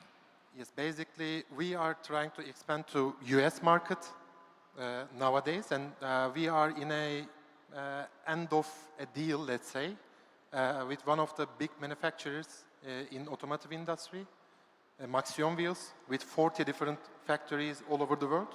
And this will be our initial customer to reach the others. Is it a pilot or is it paid? It's now in the pilot phase, but we are very close because we showed everything, anything that they can do with Maestro Hub in just 2 weeks. And they are very convinced that now. One more question back there. Okay, what competitive advantage do you have over other providers like Databricks, or what would prevent them getting into this? We actually started Maestro Hub 2023, and last year we from scratch developed it with AI, and in a way that AI can get benefit and put everything up on it. So our architecture is the best in the market, and our development speed increased tremendously. So they cannot gonna leave us. What's your mode? Why wouldn't they do apart from architecture? Do you have some data, something that they don't have their hands on? Because in manufacturing area, expanding to new facilities is actually hard. We experienced it in our first 2 years and took the action to be faster than everyone. Okay, thank you so much. Thank you so much. Congratulations. Let's move on. Tasos Vogatsis, Brain Food. When I started on the internet 30 years ago, I never imagined that today the web would still be pages, articles, and documents. With AI, we produce more content than ever before, yet much of it is still static and it's becoming generic and mostly irrelevant. Where is the interactive web we imagined? Information is everywhere. Attention is not. Understanding what happens is becoming harder. And without understanding, information cannot become action. That is why we built Brain Food Cloud, an adaptive intelligence infrastructure. First, for media publishers, then for any organization that handles content and communication. Traditional systems see documents. We see events. We understand what happens, why it matters, and what should happen next. Then we turn understanding into action. Content creation, social distribution, monetization. Every signal, every action teaches the system something new. And over time, it becomes more aligned with the organization it serves. Less generic, more you. Before talking about scale, I want to show a real example. This is one of the most established web brands in Greece, 30 years of history. Yet the team was spending most of its energy maintaining workflows. After deploying Brain Food Cloud, they stopped doing repetitive tasks and they focused on creativity and growth. They saved 700 hours per month. Audience reach expanded. And that is why Brain Food Cloud is no longer a concept. Today, we operate across 200 publishers and have generated 2.7 million in technology revenue the last 24 months. We started from publishers because they face this problem every day. And with a recent agreement with the network, we will turn from 200 to 2,000 publishers. But this is only the beginning. Agencies, e-commerce sites, public institutions, enterprises come next. Behind Brainfood Cloud, there is a team of 17 people combining decades of expertise in publishing, growth, and AI.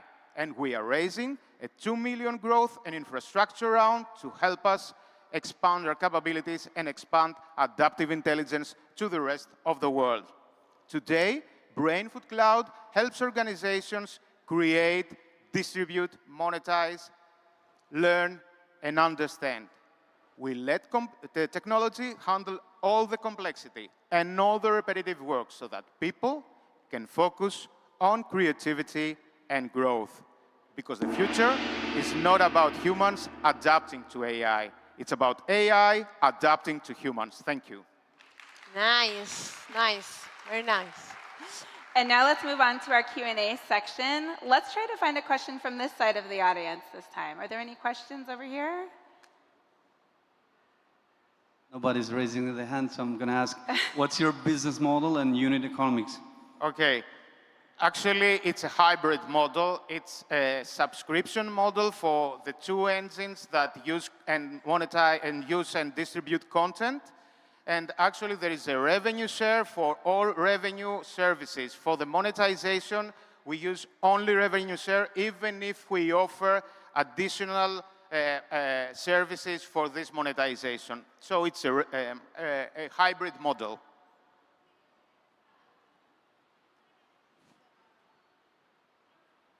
Sorry, I don't really understand the full customer profile, but what is the main USP for these publishers? Is it around productivity, or is it around like saving research time? And how do they react to this? Like, how do the customers react to the service?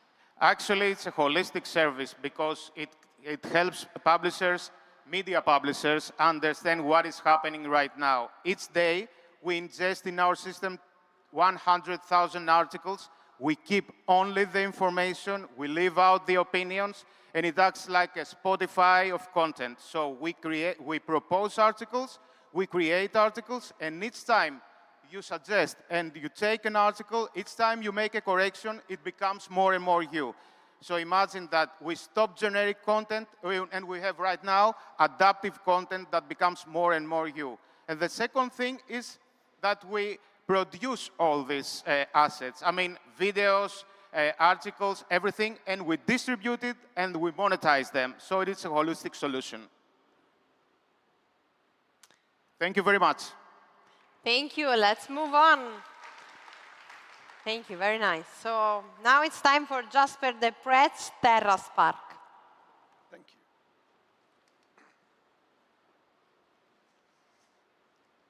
1 year ago, I literally sat in the dark.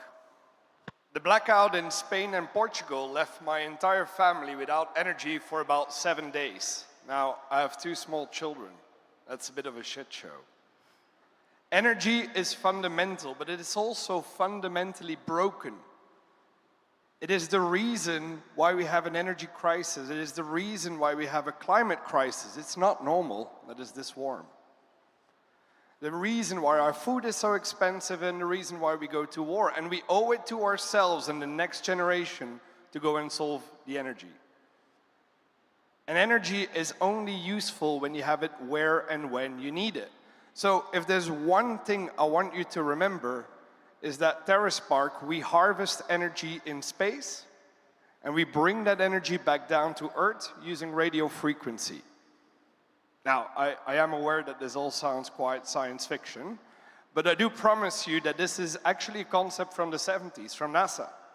NASA spent about 50 million euros back in 1970, and they came to the conclusion that yes, this is technically feasible. The only problem was the launch cost, and that now changed. Sanjay is our CTO. He comes with 20 years of space experience. The man has put hardware on the surface of Mars. He's the brains. Matthias built 2 unicorns in Europe. One is called Just Eat Takeaway, the other one is Steer Mobility. He's the operator. And me, I'm clearly the good-looking one. So I convinced them that this is a reasonable endeavor to go and do. Space-based solar power is a very, very, very big mission, so we need to be absolutely relentless in our execution. We have decomposed space-based solar power into the smallest technical things that we can de-risk. And so we start with wireless power transfer on Earth, which we commercialize, and then we go to premium customers and eventually cities, countries, regions. We've already raised a €5 million pre-seed. We have built space hardware that is going to space already next year. And we have already sold the first energy. But more importantly, what you see here in the images is we have already sent energy from one side to another. We are TerraSpark. We power the world one orbit at a time. And not because we want to, because we have to. If you are a utility company or an investor, go and talk to us. Help us achieve this mission. Anyone else? Help us share the message. Yes, space-based solar power is an option. It can help us power the world. Thank you. Very nice. We have some questions already, right up front, of course. Okay, so have you estimated what would be your margins in, if you were able to achieve this, and also what are the risks for the environment, for the animals or planes flying, whoever is out there in the space? I love that question. Normally we get the question of like, are you going to be frying birds? Like, no, we're not competing with KFC, right? No, so this has actually been completely analyzed by NASA already in the 70s, and they've realized that this is perfectly safe. The power density of what we are sending is 1/4 of sunlight. So it is actually genuinely more dangerous to stand now in the sun than to stand in one of our beams. Now on the margin, that's a very good question. We don't have to be the energy company. We can be a renewable developer where we create, maintain, and operate the satellites for the energy organizations. And these are also the conversations that we're having today. Are there any more questions? We have another one up front.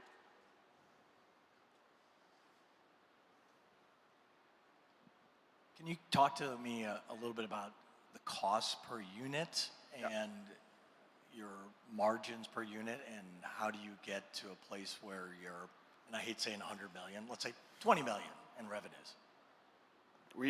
We talk more in billions, but okay, so one constellation is about $500 million. That is what we sell. And that constellation generates about 1.2 billion in energy over the next 25 years. How that margin is split is now depending on the SPV and how we negotiate with those energy companies. We are in conversations to sign the first actual offtake of our energy. But we do already have customers for the wireless power transfer on Earth, that yes.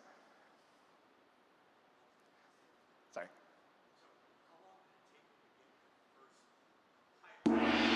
Yeah, we are only 6 months old. Thank you, thank you. Good luck. Okay, last but not least, Simon Mniele with Lisce 360. Hi everybody, my name is Simon from Lisce 360. We are based in Dar es Salaam, in Tanzania, in East Africa. This is Mama Neema. Like millions of mothers across Africa, she feeds her children just to fill their stomachs, leaving their bodies undernourished.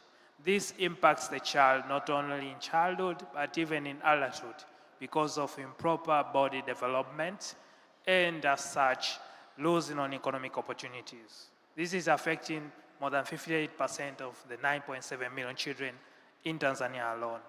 Our solution has 2 sides that are tightly linked. First, to provide free nutrition education through social media platforms such as Facebook, Instagram, TikTok, and WhatsApp. And to provide, manufacture and distribute nutritious food products from superfoods such as cashew nuts and sesame, all found locally. Our unique value proposition has 4 elements. We provide free, impactful nutrition education where mothers already are. Our community has more than 260,000 caregivers, giving expert support and moral support. We use science to create nutritious food products from local produce. And lastly, we continuously use tech to create meal plans and perform research to better our products. Our business is B2B2C, where we sell to retailers and retailers sell to the final consumers. Our serviceable obtainable market is worth more than $400 million, with a capacity to grow to $800 billion by expanding into the Africa's health food sector. And our gross margins are 56%. So far, we have generated more than $430,000 profitably. We project to grow by 9 times by 2030.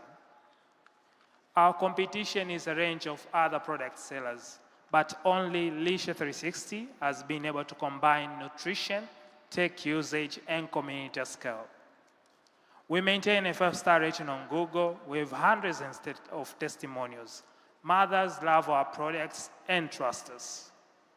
So far, we have seen 60% improvement in child feeding habits, and our vision is to nourish more than 30 million mothers and children across Africa. Our team has a combined experience of more than 25 years across various sectors. We're a team that is ready to grow. We're a team that is ready to scale. We are raising $350,000 to scale production and distribution, reaching millions of mothers like Mama Neema. Thank you for listening. Join us in scaling healthy child nutrition across Africa. Nice. Nice, Simon. Amazing. And now Q&A. Oh, we have a new hand. I'm not sure if I can ask as good questions as you guys. I think one of the things is, right, so these people need to be fed, right? They need to feed their children.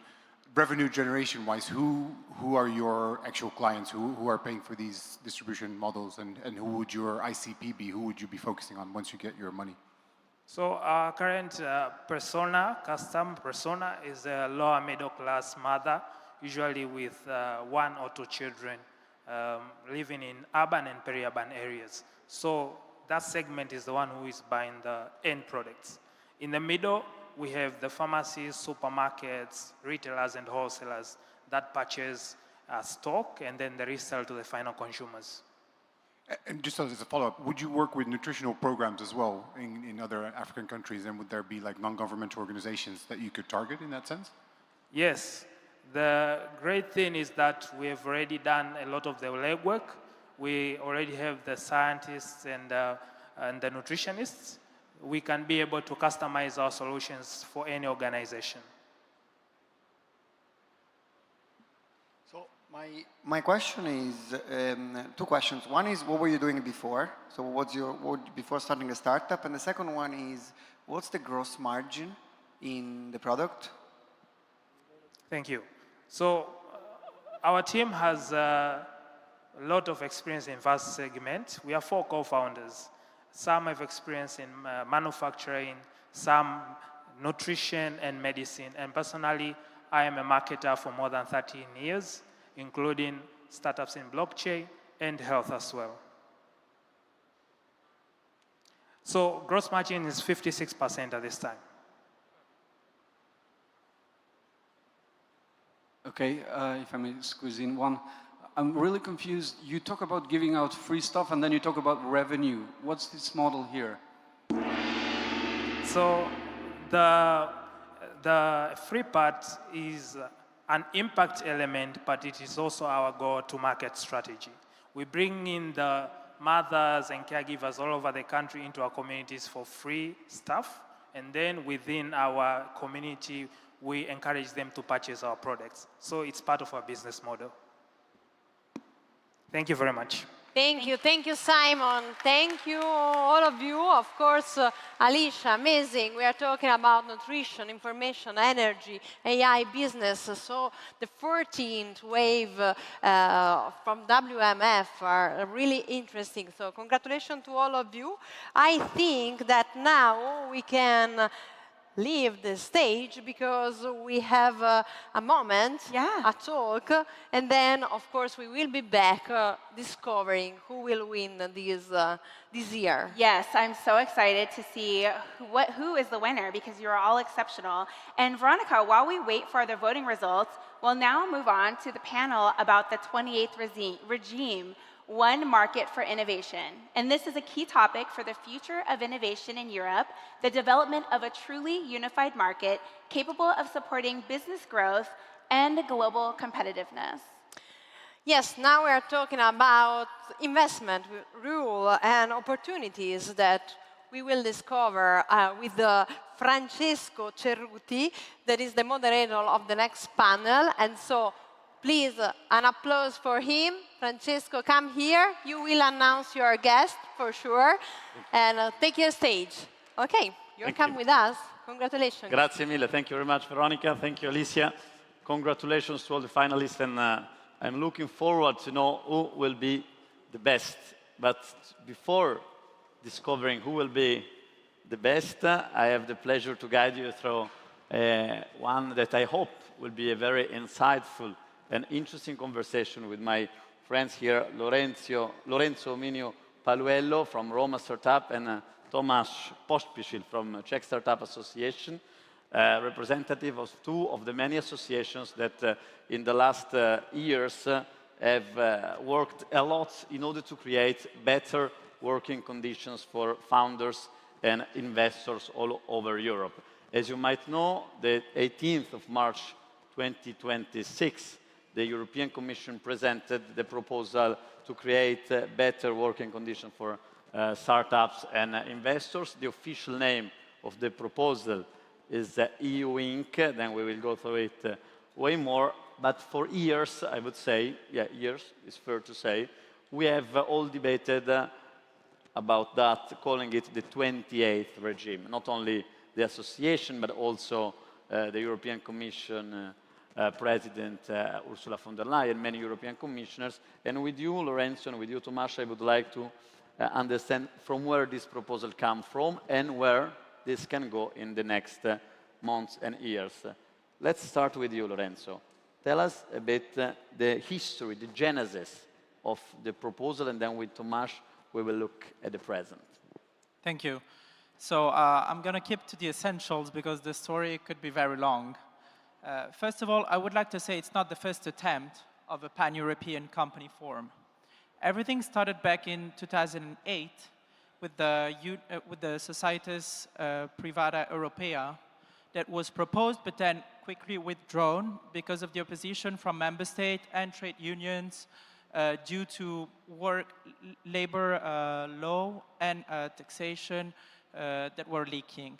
In 2014, a second attempt was the Societas Unius Persona, and it was proposed but then quickly shelved for the same reasons.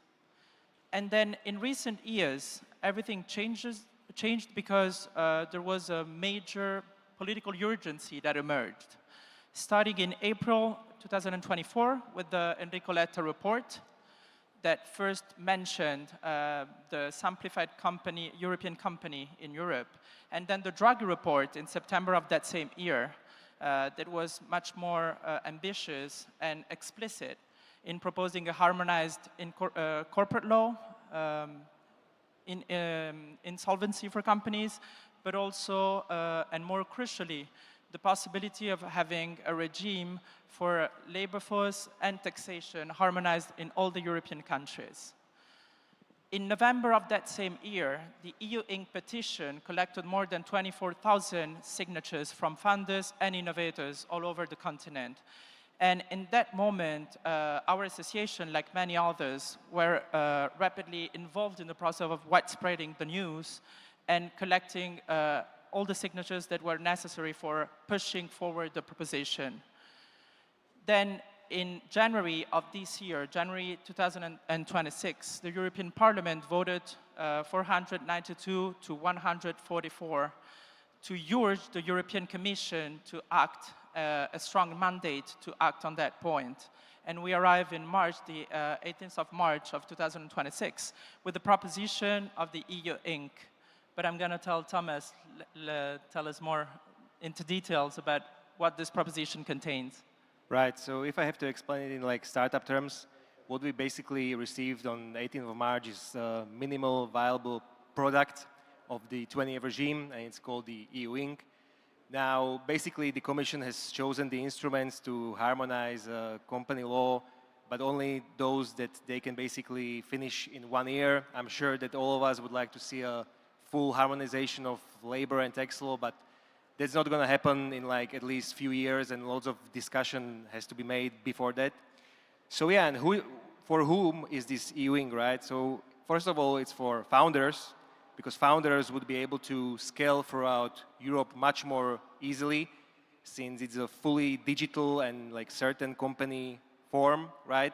So you'll be able to open a branch in another member state, European member state, without like meddling with notaries and so on. So that's of great help. Of course, however, if you would like to employ people in these member states, then it wouldn't be so easy, but that's for another debate. And the second group for whom is this? It's for investors, especially foreign investors from America, of course, because these investors won't need to like study or choose between 27 different company regimes. Now they will have this list of EU Inc. companies, and they will know what to expect from them, right? They will know how this company will live, how it will be established, how it will be closed. They will also have like good instruments, financial instruments, safe, KISS-like, instruments, and of course the European stock option plans, right? And where are like the pain points in this? Where there are two at this moment. First one is the EU employee stock option.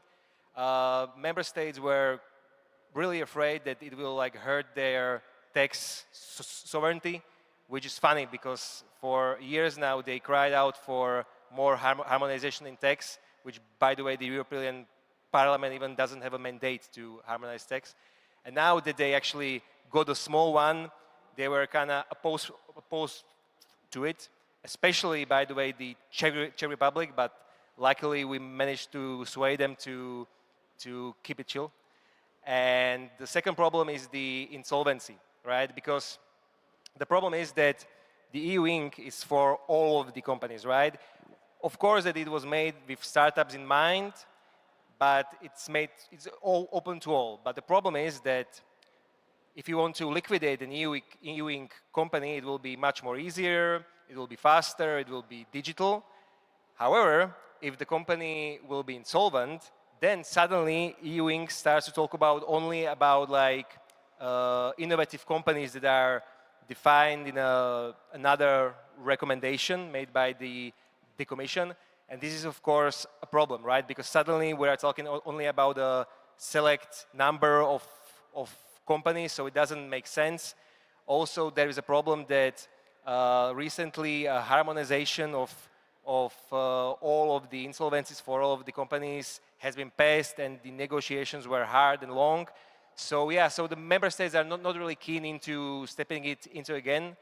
So the thing is that it might be like pushed to another different negotiations, and we'll see. Like from my point of view, it's okay if we will push it to another negotiations, if we will be able to save or to push the EU Inc. faster. However, we need to ensure that the insolvencies won't be dropped, right? We need to see that all of the contents of the proposal will be kept. Wonderful, thank you very much. Dziękuję much, Tomáš.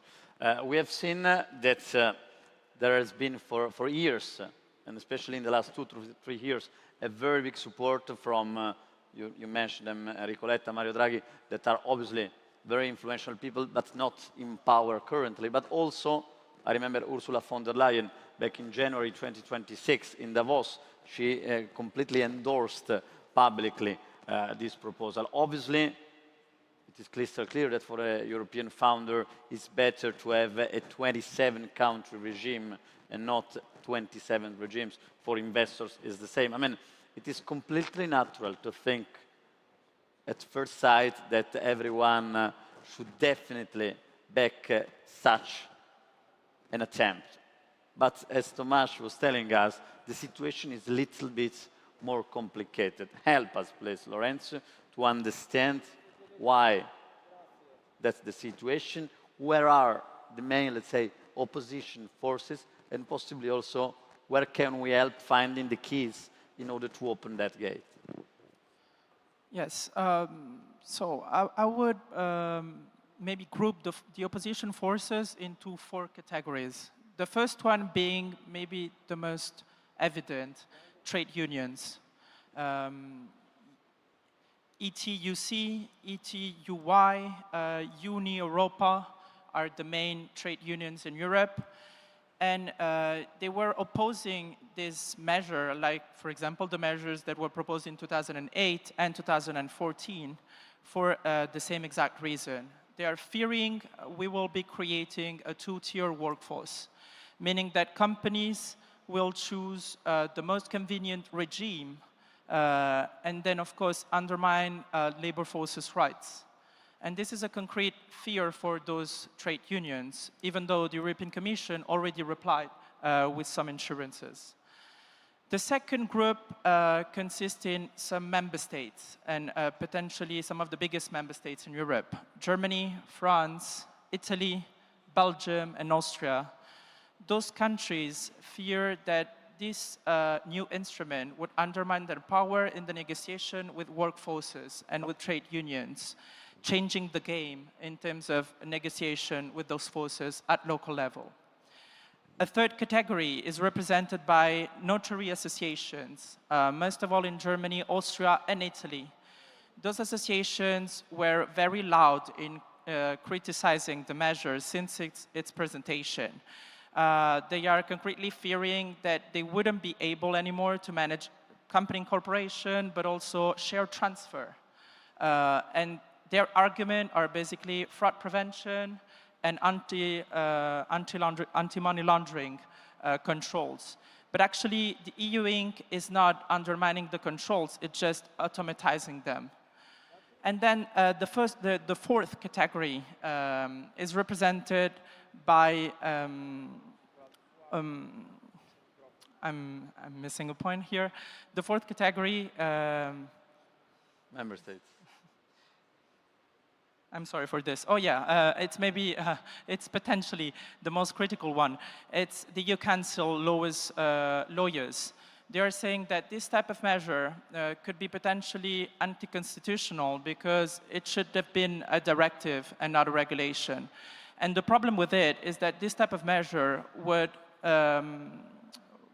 have the necessity to be transposed in 27 different forms, meaning that we would destroy the inner meaning of what the 28th regime is representing.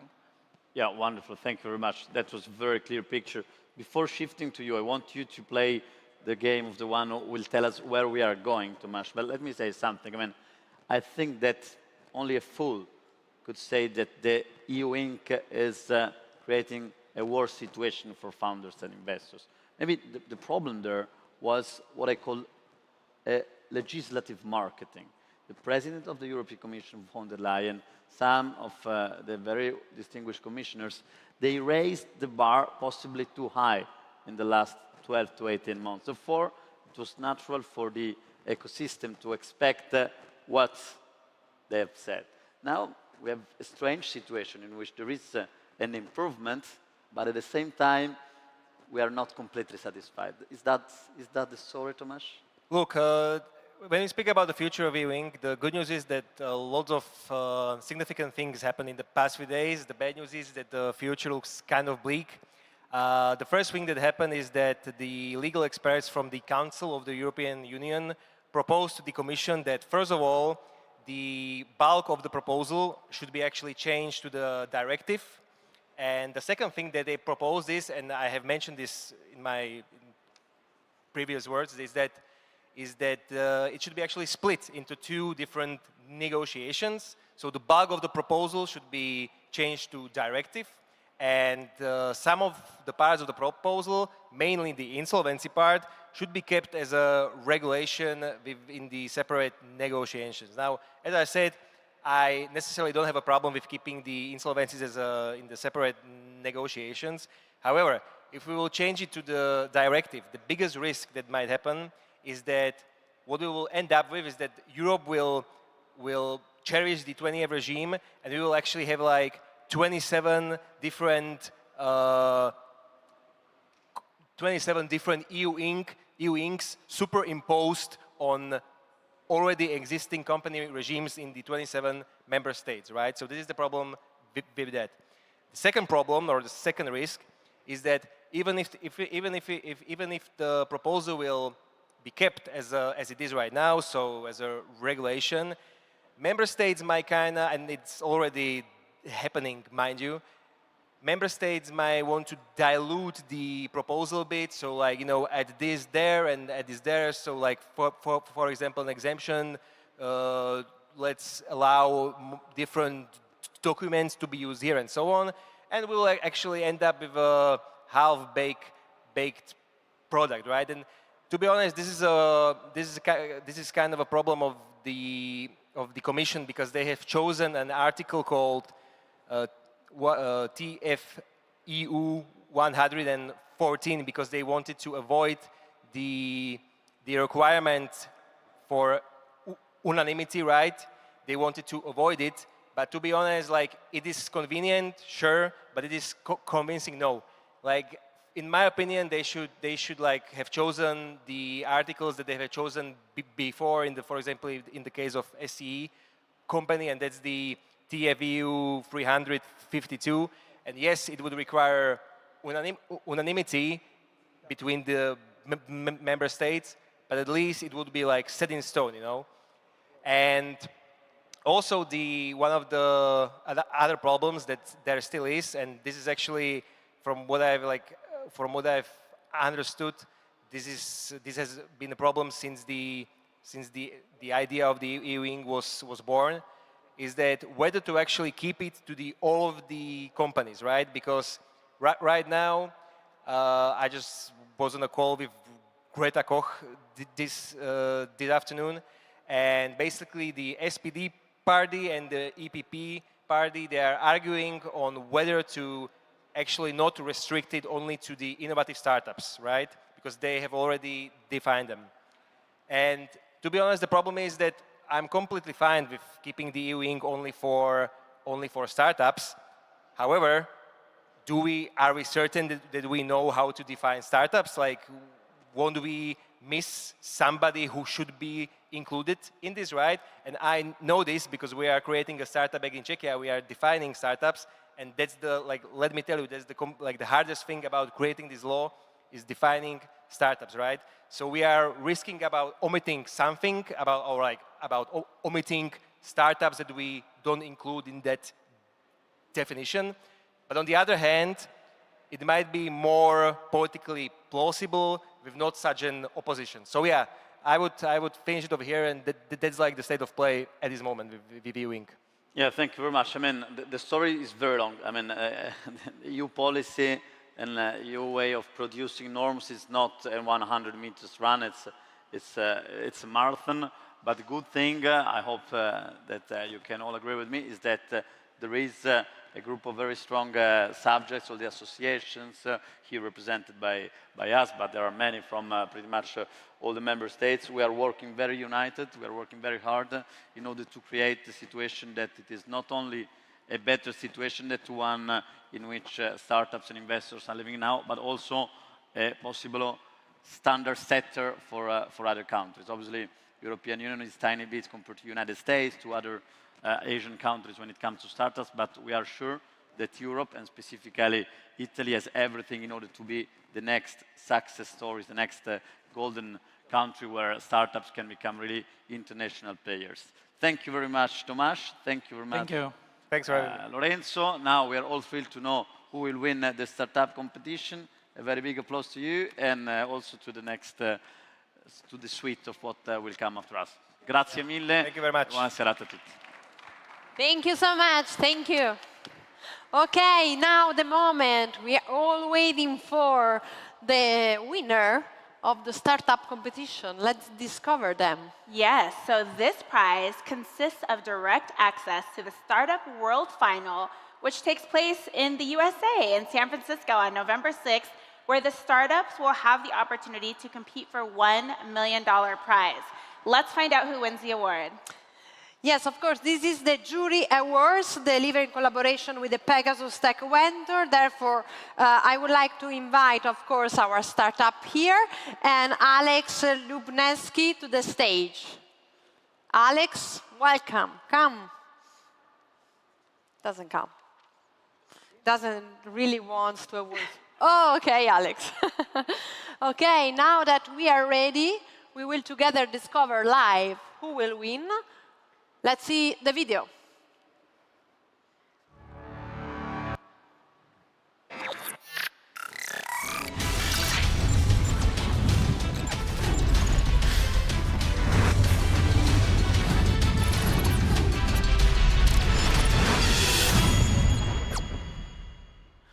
Nice, TerraSpar, congratulations. Come, join the middle of the stage. You got the cup. Congratulations. Okay, you want us here for the picture? Maybe a step in front. And please come also the check, so yes. The jury prize. So we will see you in San Francisco. Very good. Picture. Ok, fotografi come ci volete? Va bene così? Non ho capito. Ok. Perfetto. Thank you so much. Congratulations. This is the good part. Oh, yes. Okay. Let's move on. Let's go to the second prize. Now we have the Audience Award, delivered in collaboration with OVH Cloud. So I would like to invite Pina Caccamo, Marketing Communication Manager, here on the stage. Okay, Pina, nice to have you here. Yes, welcome. And the Audience Award consists of 30,000 euros in startup program cloud credits to be used on the OVH Cloud platform. Let's find out who wins this award. Okay, let's show the video.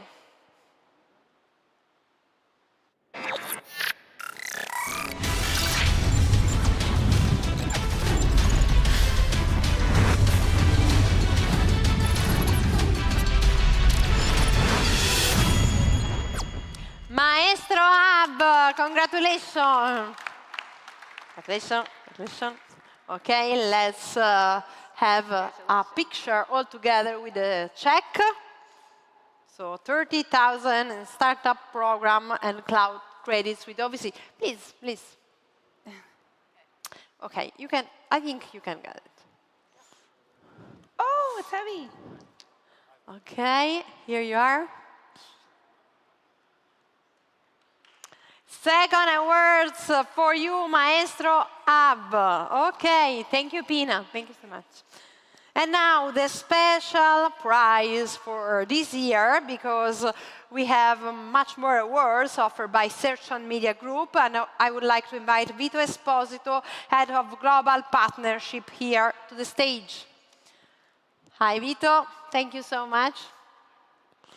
And this prize includes participation in 2 Search on Media Group events, the AI Festival in Milan, and the Saudi stop of the WMF tour, scheduled for December in Riyadh. Let's find out who wins this award. Okay, let's see the video.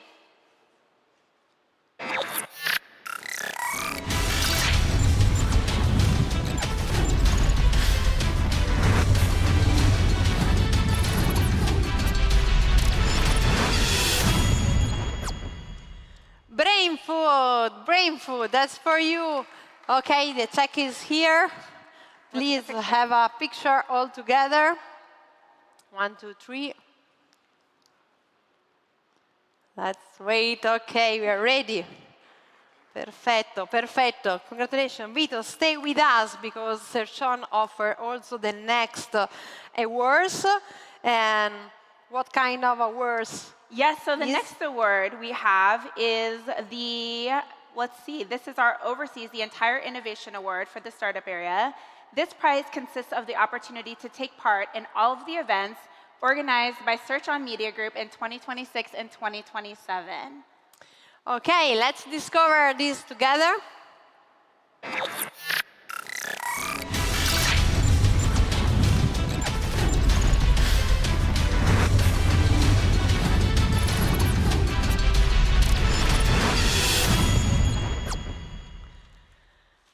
Well, Rice, congratulations. Okay, Vito, join the stage.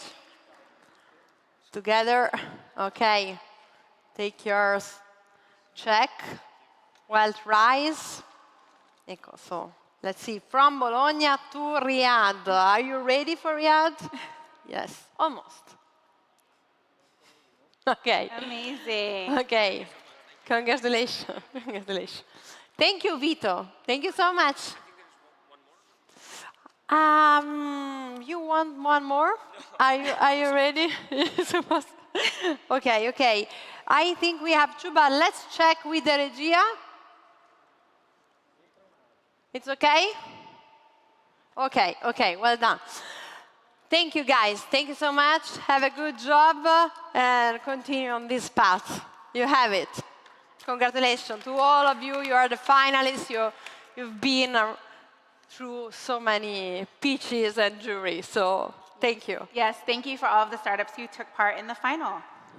Okay, Alicia, for us, it's now the moment to say arrivederci to this beautiful platea. See you tomorrow, but before, don't forget the Icarus. So we have yes, this Icarus, the world's record. largest airplane, will be flying at 7 p.m. Enjoy this evening together. The food will be open also later. And for us, see you tomorrow here. Goodbye. In the drone show. The Ciao drone a tutti. show. Thank you, Alicia. Thank you. Vai con il video.